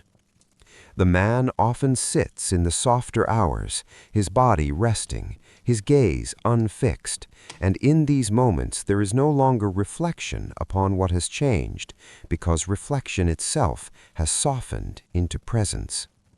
Even the distant stone structures, still standing beyond the fields, have fully receded into emotional distance, existing now as part of the world's fixed background, seen but no longer interpreted, present but no longer meaningful in a personal way. As evening arrives, it does so gently, without contrast or emphasis, and night follows in the same unbroken tone, and the transition between them is smooth enough that it feels less like time passing and more like time continuing. The man returns home, lies down, and sleep comes naturally, without resistance or thought, as if even consciousness itself has learned the rhythm of this world and no longer seeks anything beyond it. And in that steady and quiet continuation, life moves forward once more, not defined by what it gains or loses, but by its ability to remain within what it has become, flowing gently through each moment as the river flows beside it, constant, quiet, and unbroken. And as this long and quiet passage of life continues, there is a deeper stillness that begins to settle into everything, not as something sudden, and not as something that arrives with notice, but as something gradual and almost unfelt, like dust settling into the corners of a room that has already learned to remain unchanged. The mornings still come, with their soft and familiar light, but now even the idea of morning feels less like a beginning and more like a return to a state that has never truly left, as if time itself has stopped emphasizing its own movement and has instead become a continuous, gentle presence that simply remains. The man wakes, and there is no transition anymore between rest and waking that feels marked or distinct, only a slow shift of awareness, as if he is always already within the day before he fully recognizes it, and in this there is no confusion, only acceptance. He rises, steps outside, and the village greets him in the same quiet form it has held for so long now that it no longer feels temporary or adjusted, but fully established, as if this is how life has always been meant to exist. Movement is minimal but steady. Silence is natural but not empty. Presence is shared without effort or expectation. He walks the path to the fields, and even the act of walking feels like part of a larger, unbroken continuity, where nothing begins or ends sharply, and where each step is simply another expression of what has already been ongoing. When he reaches the fields, the land is unchanged in its stillness, and there is no longer any sense of difference to be noticed or interpreted, because the mind no longer separates what was from what is, and instead simply meets the present as it is.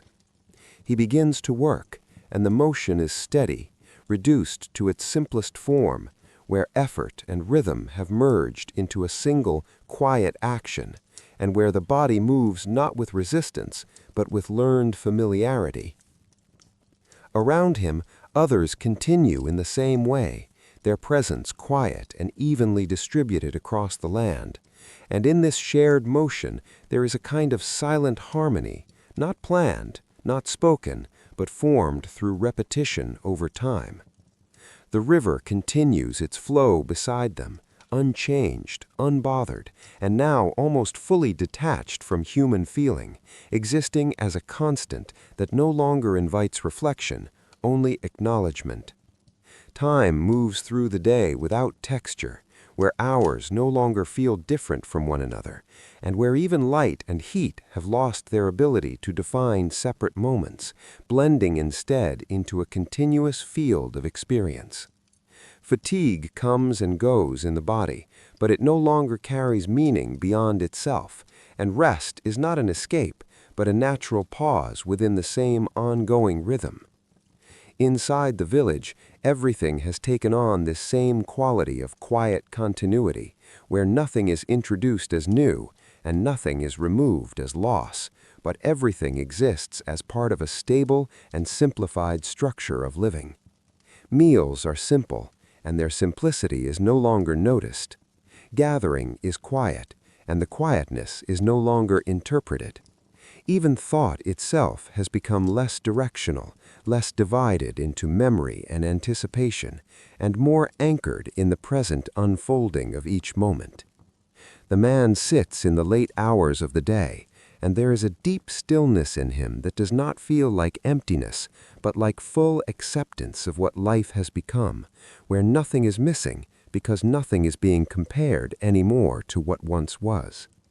Even the distant stone structures, still visible beyond the fields, now exist entirely outside of emotional recognition, part of the world's fixed and unchanging background, seen without interpretation, acknowledged without thought. As evening arrives, it blends smoothly into night, and the transition between them is so gentle that it feels like no transition at all, only a gradual softening of light into darkness. The man returns home, lies down, and sleep comes without effort, as naturally as breathing. And in that sleep, there is no separation between days, no distinction between past and present, only the ongoing continuity of being. And so the world continues, not marked by change or event, but steady existence within its own quiet limits, where life does not seek to become more or less, but simply continues, like the river that flows beside it, silent, constant, and endlessly present. And as this long, unbroken rhythm continues to carry life forward, There comes a point where even the idea of hardship loses its sharp edges, not because conditions have truly improved, and not because anything outside has returned to what it once was, but because time has softened everything inside until even difficulty becomes part of the ordinary texture of living. The mornings arrive again, as they always do, without announcement and without interruption, and the light that spreads across the land feels familiar in a way that no longer calls for attention, as if the world has fully settled into its own steady expression and no longer needs to be observed in contrast to anything else. The man wakes, and there is a calm weight in the stillness of his body, a sense that nothing is being rushed into, nothing is being left behind, and that the act of waking is no longer a transition between states, but simply the continuation of something already in motion. He rises slowly, steps outside, and the village is there in its quiet form, unchanged in appearance, yet fully transformed in meaning through time, where every path, every wall, every small movement has become part of a known and settled reality. There is no longer any sense of urgency in the air, only continuity. He walks toward the fields, and the path feels neither long nor short, but simply present beneath his feet, as familiar as breathing, as familiar as silence. When he arrives, the land remains in its steady condition, dry, firm, and unchanging, and there is no longer any emotional response that rises within him upon seeing it, because the mind no longer measures the present against a remembered past. He begins to work, and the work unfolds in its quiet, reduced form, where motion is minimal but steady, and where effort is no longer something that builds toward an outcome, but something that exists as part of being alive within this place. Around him, others continue in the same gentle rhythm, their movements balanced, their presence quiet, and the silence between them no longer feels like absence, but like shared understanding that requires no language. The river flows nearby, still and constant in appearance, and though it once held emotional weight, it now exists as a simple fact of the landscape, acknowledged without thought, like the shape of the horizon or the presence of the sky. Time passes through the day in a smooth and unmarked flow, where there are no longer distinct moments that stand apart, only a continuous unfolding of light, warmth, effort, and rest, all blending into a single steady experience. Fatigue arrives, and it is met without resistance. Rest follows, and it is accepted without relief. Even the body seems to have learned the shape of this world so completely that it no longer reacts strongly to any of its conditions, but moves through them with quiet familiarity. Inside the village, life continues in its simplified form, where everything has been reduced to what is necessary, and yet nothing feels missing because absence itself has become normal, no longer standing out as something to be noticed. Meals are quiet and brief, shared without ceremony, and the act of eating no longer carries emotional association, only physical continuation. The man sits in the still hours, and his thoughts, though present, no longer travel far into memory or expectation, but remain close to the surface of experience, anchored in what is happening now, without reaching beyond it. Even the distant stone structures, still visible against the horizon, have fully lost their emotional presence, remaining only as part of the fixed world, seen but not engaged, present but not interpreted. As evening arrives, it does so without distinction, and night follows without separation, and the shift between them is so smooth that it feels like the same moment continuing rather than a change taking place. The man returns home, lies down, and sleep comes easily, without thought or resistance, as if the body and mind together have fully accepted the rhythm of existence in this place. And in that acceptance, the world continues its quiet movement forward, not toward resolution or restoration, but simply within its own steady form, where life remains present, not through change, but through continuity alone, like a river that flows without beginning or end, carrying everything gently forward into the next still moment of time. And as this long continuity of life settles even deeper into its own steady form, there begins to be a sense that nothing in the world is truly separate anymore, because the land, the river, the sky, and the people all seem to move together within the same slow rhythm, not in harmony that is noticed, but in a kind of shared stillness that has become the natural condition of everything that exists here. The mornings arrive again, soft and pale, and the light spreads across the fields in the same gentle way it always has. But now even the light feels less like something new and more like something that is always already present, waiting only for the eyes to open and notice it without interpretation. The man wakes, and there is no longer any sense of transition between sleep and waking, only a gradual return of awareness, as if consciousness itself is something that never fully leaves, but only becomes quieter or more active depending on the moment. He rises, steps outside, and the village is there in its familiar stillness, where each home, each path, each quiet movement feels like part of a single, continuous structure that has been shaped over time not by planning, but by repetition and necessity. He walks toward the fields, and as he walks, there is a deep calm in the act itself, where movement is no longer directed toward expectation, but simply exists as part of the day's unfolding, like the shifting of wind or the passing of light. When he reaches the fields, nothing is different, and because nothing is different, there is nothing to notice.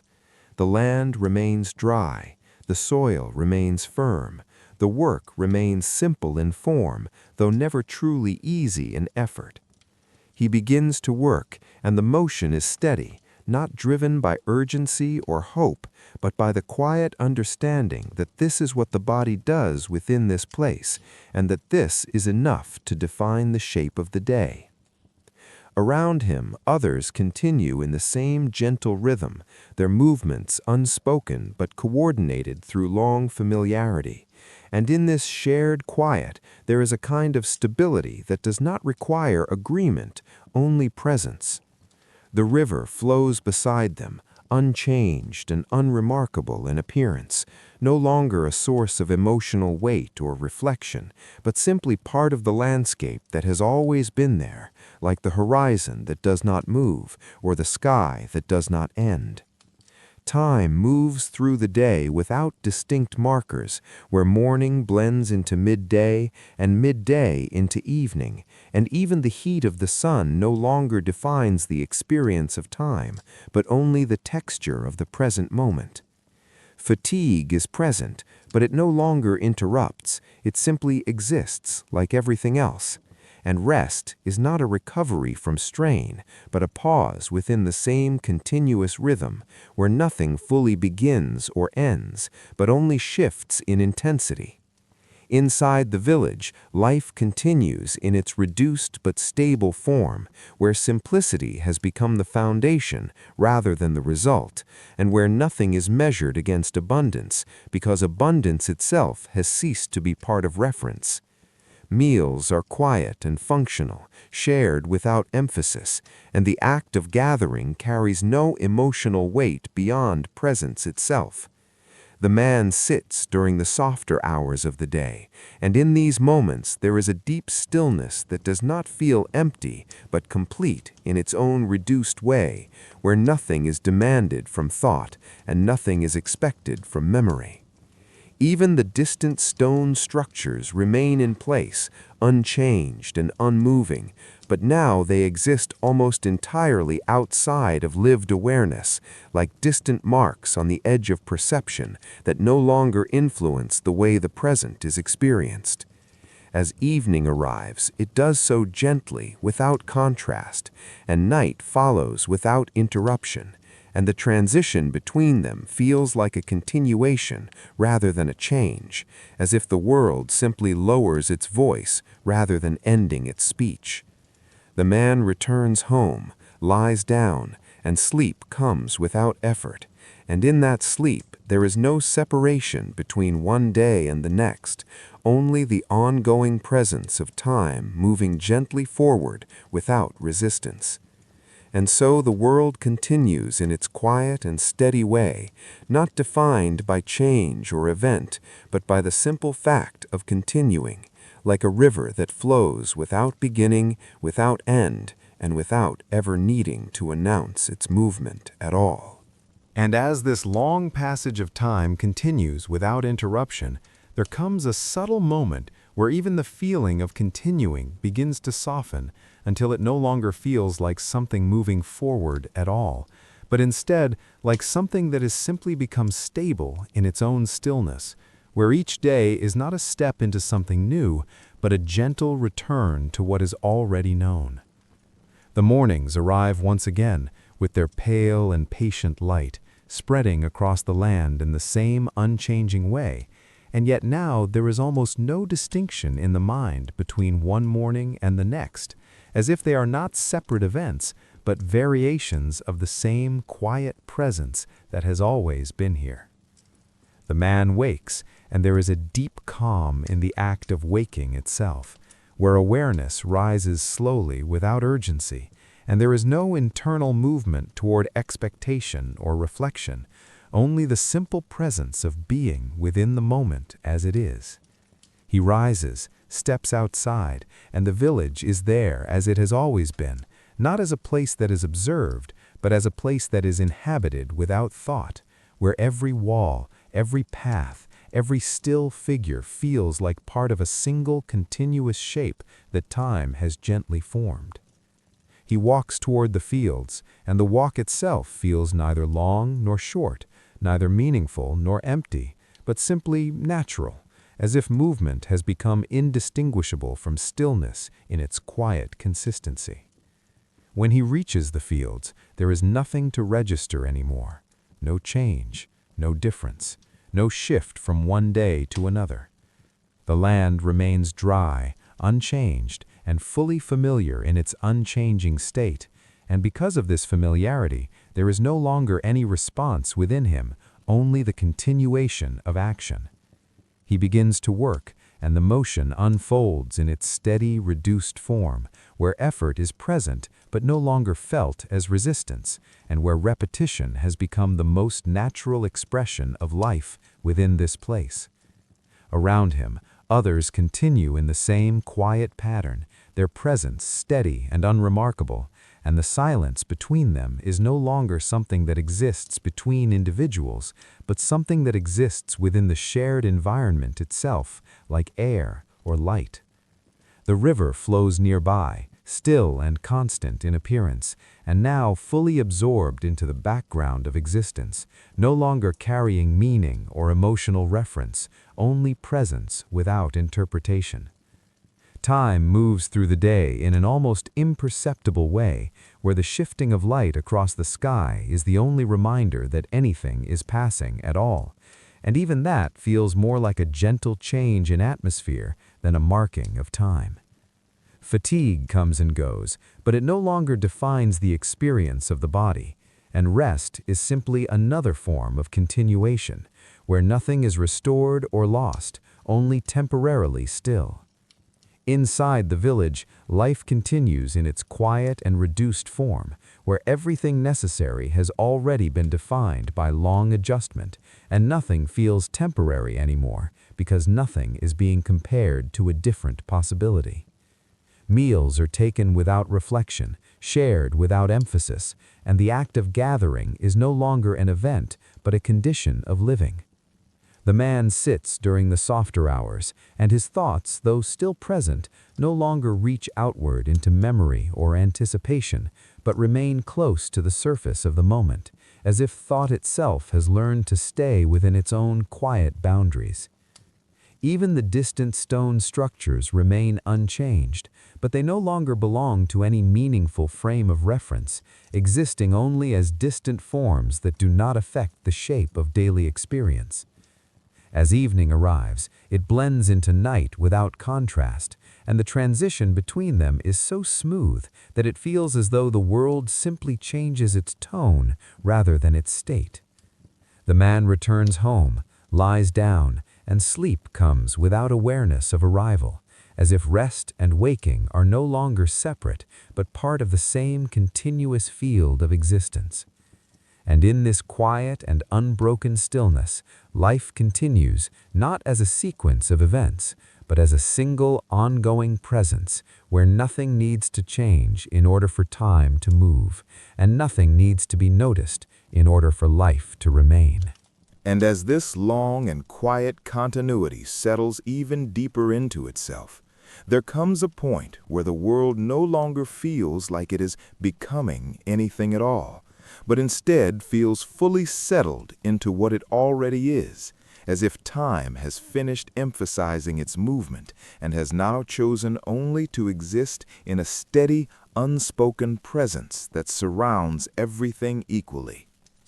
The mornings arrive again, soft and pale, without distinction, and the light that spreads across the land feels neither new nor old, but simply present, like something that has always been there and always will be, without beginning and without emphasis. The man wakes, and there is no longer any sense of transition within him, only the quiet unfolding of awareness, where sleep does not end and waking does not begin, but both exist as part of a single continuous state that gently shifts without marking itself. He rises, steps outside, and the village is there in its familiar stillness, unchanged in form, yet fully absorbed into a deeper kind of permanence, where nothing stands out anymore, because everything has already been accepted as part of what life is. He walks toward the fields, and even the act of walking feels like part of a wider stillness, where movement and rest no longer feel different in meaning, only in form. When he reaches the fields, there is no recognition of change, because change itself has long since dissolved into familiarity, and what remains is only the steady presence of land, sky, and effort, all existing without contrast. He begins to work, and the motion is quiet, reduced, and continuous, where each action flows into the next without separation, and where effort is no longer measured against outcome or expectation, but simply exists as part of being alive within this place.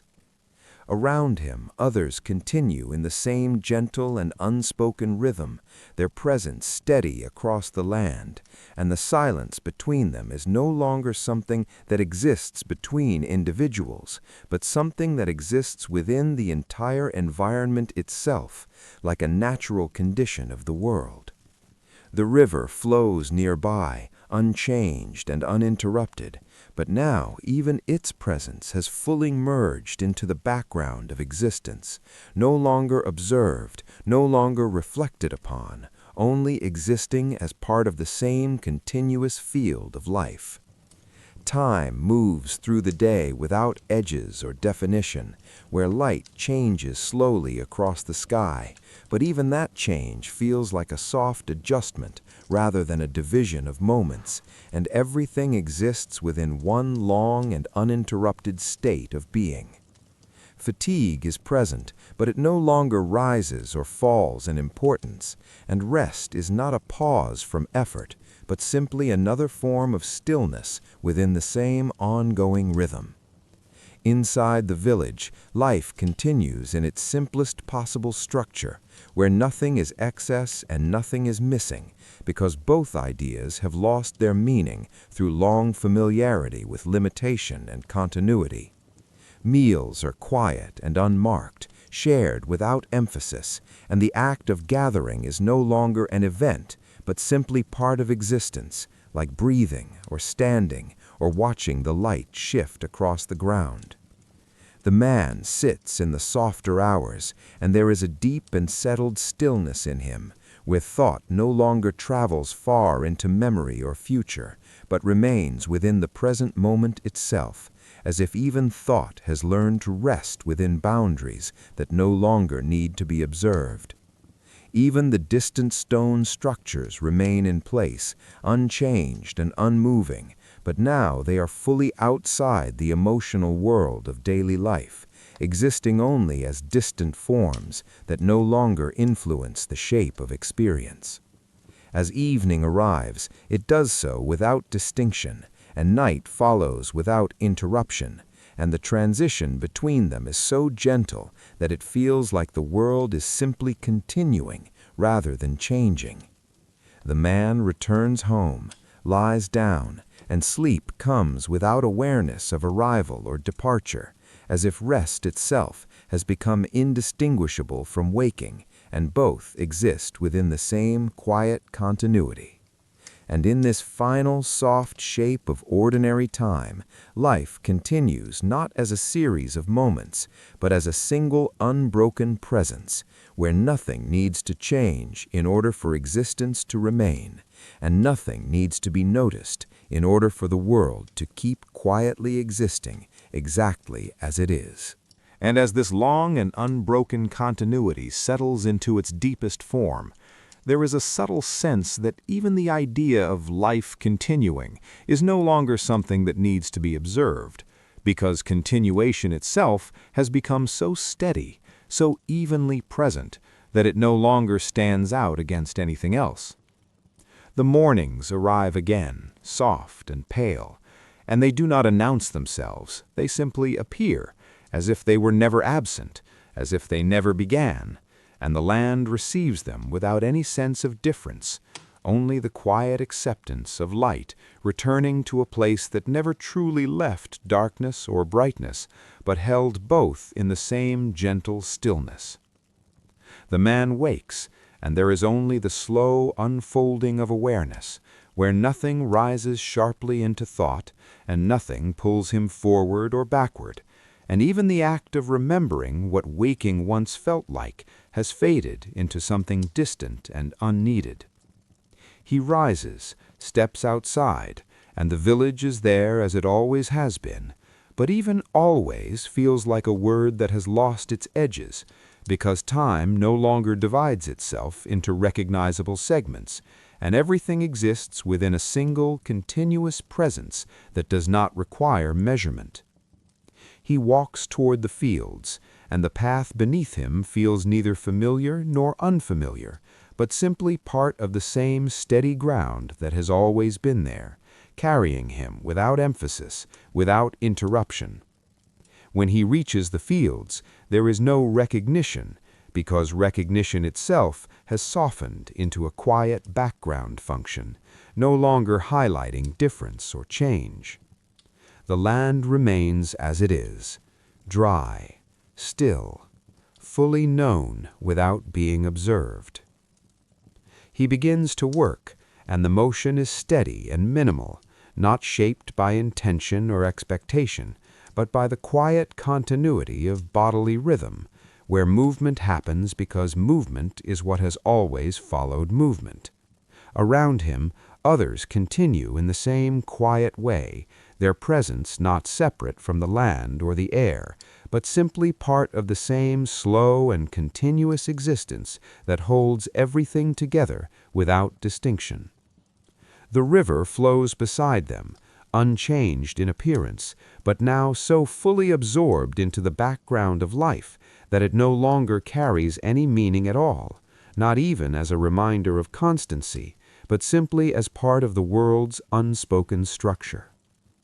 Time passes through the day without outline or boundary, where even the passage of light across the sky feels like a soft and continuous breathing of the world, rather than a sequence of moments, and nothing marks itself as beginning or end. Fatigue is present, but it no longer rises as an event, and rest is not a response, but a condition, both existing within the same uninterrupted field of being. Inside the village, life continues in its most reduced and stable form, where every action has been refined over time into necessity alone, and where nothing remains that does not belong to the quiet structure of daily existence.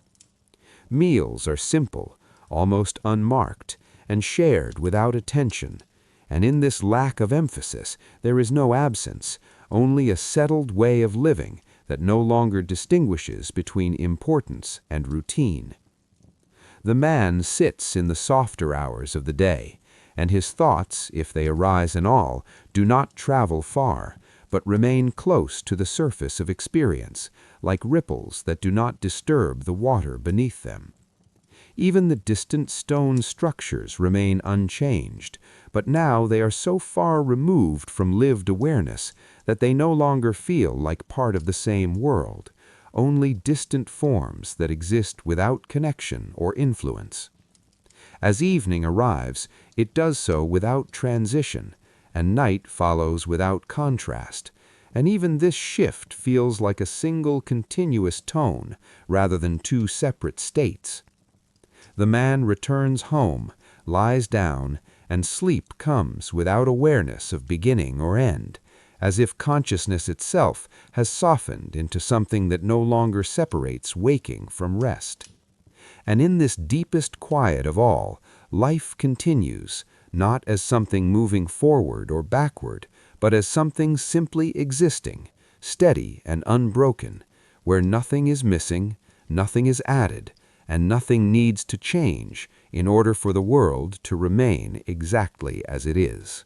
And as this long, unfolding quiet continues, there comes a gentle softness over everything that feels almost like stillness within stillness, where even the idea of movement through time becomes less noticeable, as if the world has grown so familiar with itself that it no longer needs to announce its passing moments at all.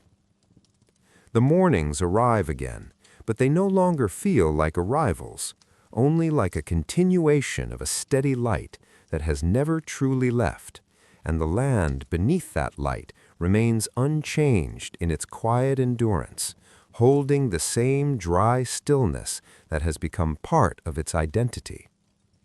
The man wakes, and there is no clear boundary between sleep and awareness, only a slow return of presence, where thoughts do not form sharply, but drift gently into being, without urgency, without direction.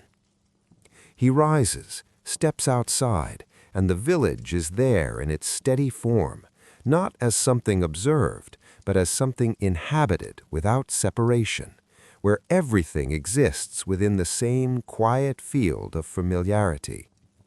He walks toward the fields, and the movement feels like part of the ground itself, as if the body and the earth have long since agreed upon the same rhythm, and nothing about the journey calls for attention or reflection.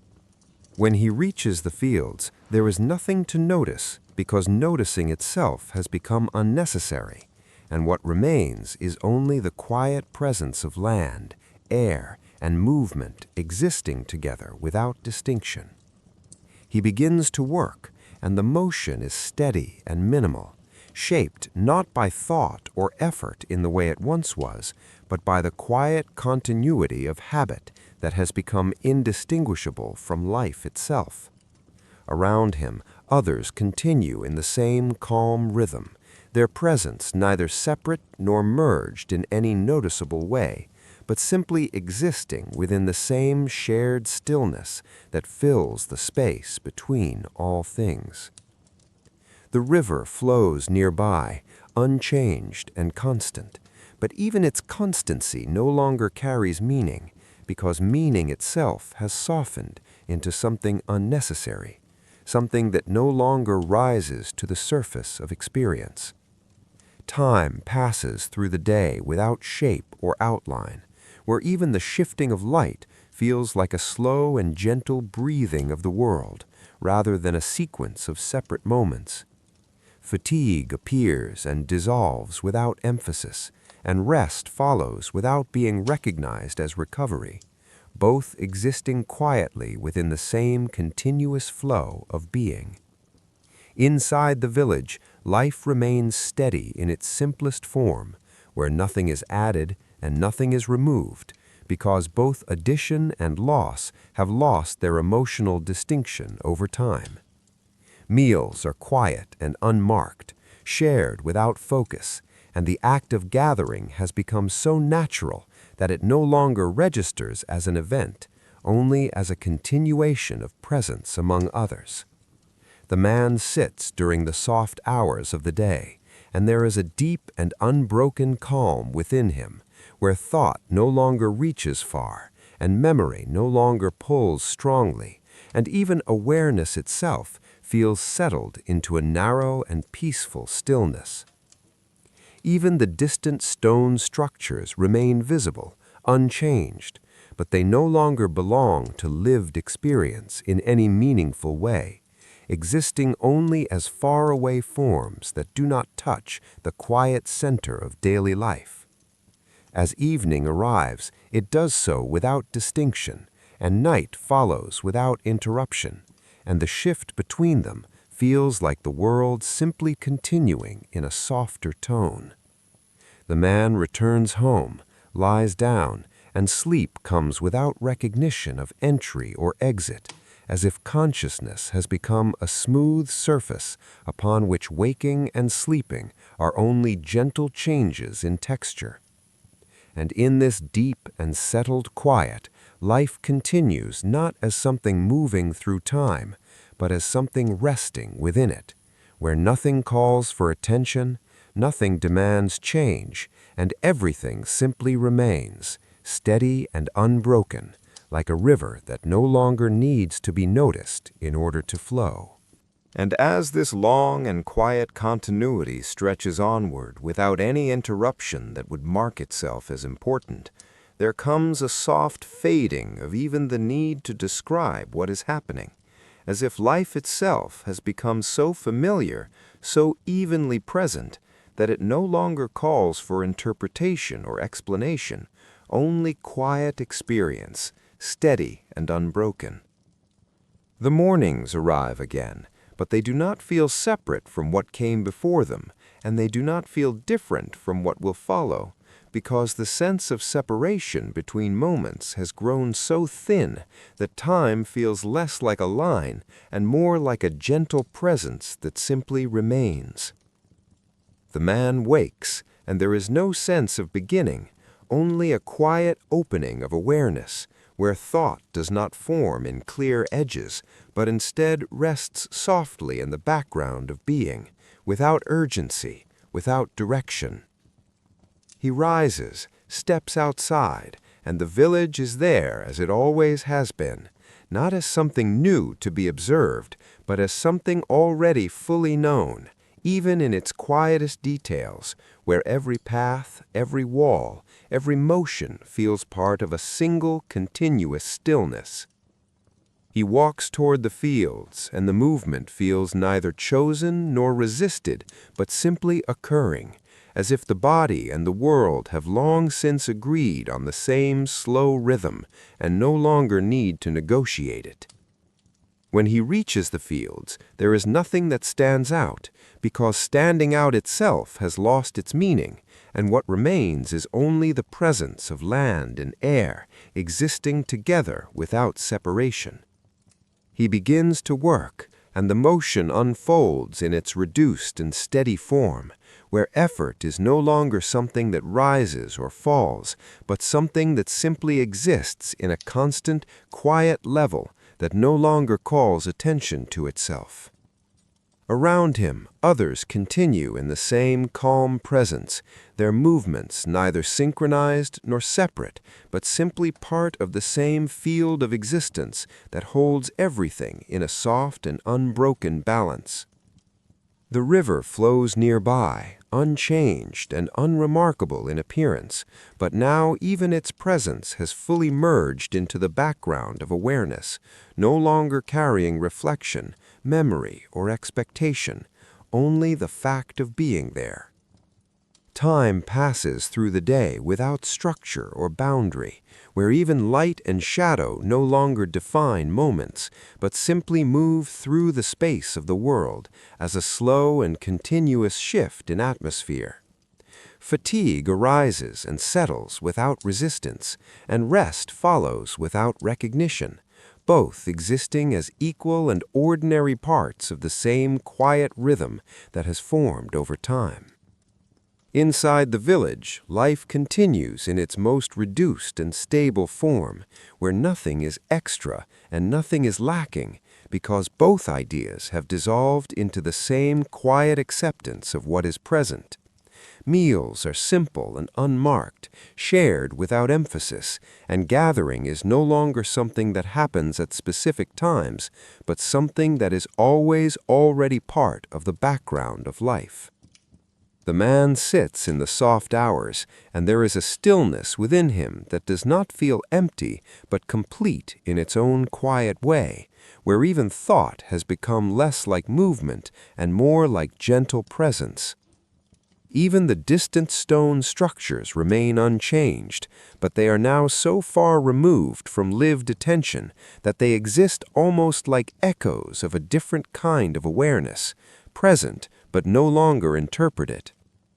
As evening arrives, it does so without contrast, and night follows without distinction, and even this shift feels like a single continuous tone of existence rather than two separate states.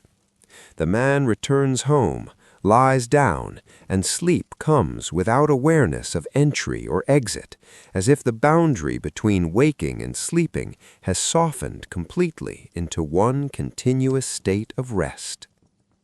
And in this place, where nothing needs to be named in order to be understood, life continues quietly and steadily, not as a sequence of events, but as a single unbroken presence, where everything remains exactly as it is, and nothing calls for change in order for the world to keep gently existing.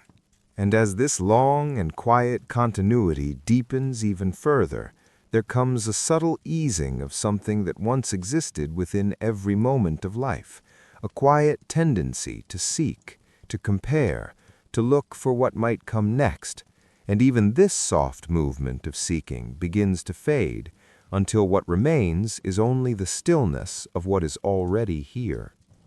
The mornings arrive again, but they no longer feel like something that has come after darkness, only like a steady return of light that has never truly left, and the sky above the land holds its pale calm without beginning or end. The man wakes, and there is no separation inside the moment of waking, only a slow and quiet unfolding of awareness, where nothing rises sharply and nothing demands attention, and even thought itself feels like a gentle surface rather than a directed motion. He rises, steps outside, and the village is there in its familiar stillness, not as something that is observed or evaluated, but as something that is simply lived within, where every shape, every soundless movement, every quiet presence belongs naturally to the whole.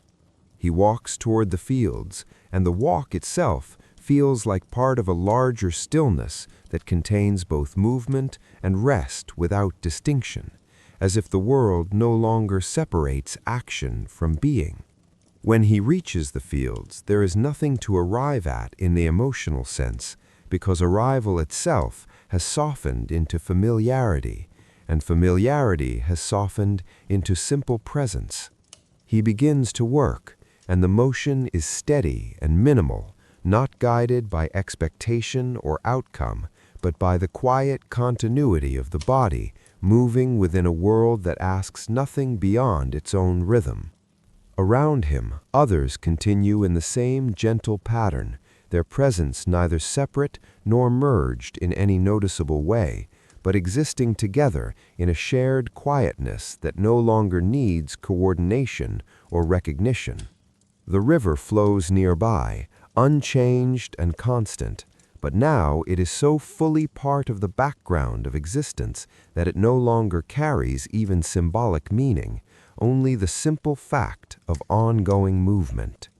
Time passes through the day without structure, where even the shifting of light across the land feels like a soft and continuous breathing of the world, and nothing marks itself as beginning or end. Fatigue comes and rests without resistance, and rest follows without awareness of recovery, both existing within the same calm field of experience where nothing is divided into opposing states. Inside the village, life continues in its reduced and steady form, where simplicity is no longer a response to loss, but the natural structure of existence itself, and where nothing is measured against what once was.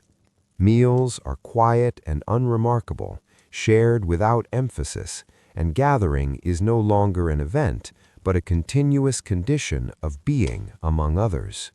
The man sits in the softer hours, and there is a deep stillness in him that feels neither empty nor full, but simply complete in its own quiet way, where thought no longer reaches outward, and memory no longer pulls inward with force. Even the distant stone structures remain unchanged, but they have fully fallen outside the field of lived attention, existing only as distant forms that do not affect the shape of present experience.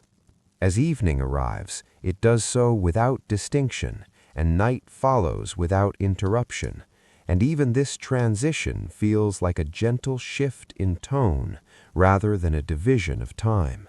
The man returns home, lies down, and sleep comes without awareness of arrival or departure, as if rest and waking are no longer separate states, but part of the same continuous presence. And in this quiet fading of seeking, life continues not as something that moves toward anything, but as something that simply remains, steady and unbroken, where nothing is missing because nothing is being searched for, and the world exists exactly as it is, without needing to become anything more. And as this long and gentle continuity reaches its softest edge, there is no moment that announces itself as final, no clear line where anything ends or begins, only a deep and steady stillness that has been forming all along, until even the idea of progression quietly dissolves into something simpler, something more present, something that no longer needs direction at all. The mornings arrive again, but they are no longer experienced as separate mornings, only as the ongoing presence of light that returns without leaving, and the sky above the land holds its familiar pale calm, not as something new, but as something endlessly already here. The man wakes, and there is only awareness, soft and unshaped, where even the thought of waking feels unnecessary because nothing within the moment requires distinction between rest and being awake. He rises, steps outside, and the village is there in its quiet form, not as a place that exists apart from him, but as something fully included within the same stillness that holds everything together without effort or separation. He walks toward the fields, though the meaning of walking has long since softened into simple movement, and the idea of arriving has dissolved into the quiet fact of being present within the world as it is. When he reaches the fields, there is no sense of beginning or continuation, only the gentle presence of land and air and time, all existing without contrast, without urgency, without definition. He begins to work, and the motion is so steady and so familiar that it no longer feels like action at all, only the natural expression of life within a world that has settled into its most reduced and peaceful form. Around him, others continue in the same quiet presence, not separated by thought or distance in any meaningful way, but existing together within the same unbroken field of stillness that contains all movement without being disturbed by it. The river flows nearby, unchanged, unremarkable, and now fully beyond interpretation, no longer a symbol, no longer a memory, only quiet movement that belongs to the same continuous whole as everything else. Time passes, though even passing no longer feels like the right word, because nothing is moving away or arriving, only remaining in a way that does not require measurement or awareness of change. Fatigue and rest exist gently within the body, but neither defines experience, and both are simply part of the same soft rhythm that has no beginning and no end. Inside the village, life continues in its simplest possible expression, where nothing is added because nothing is missing, and where simplicity itself has become the natural shape of existence rather than a condition imposed by circumstance. Meals are shared without emphasis, silence is shared without effort, and presence itself is enough to hold everything together without needing anything more. The man sits in the softest hours, and there is a stillness within him that does not reach outward or inward, because there is no longer any separation between what is inside and what is outside, only the quiet awareness of being. Even the distant stone structures remain where they have always been, but they no longer belong to lived perception, existing only as faraway forms that no longer touch thought or feeling in any way. As evening arrives, it does not mark an ending, and night does not mark a beginning, and even the idea of transition has softened into something like a single continuous tone that carries everything without division.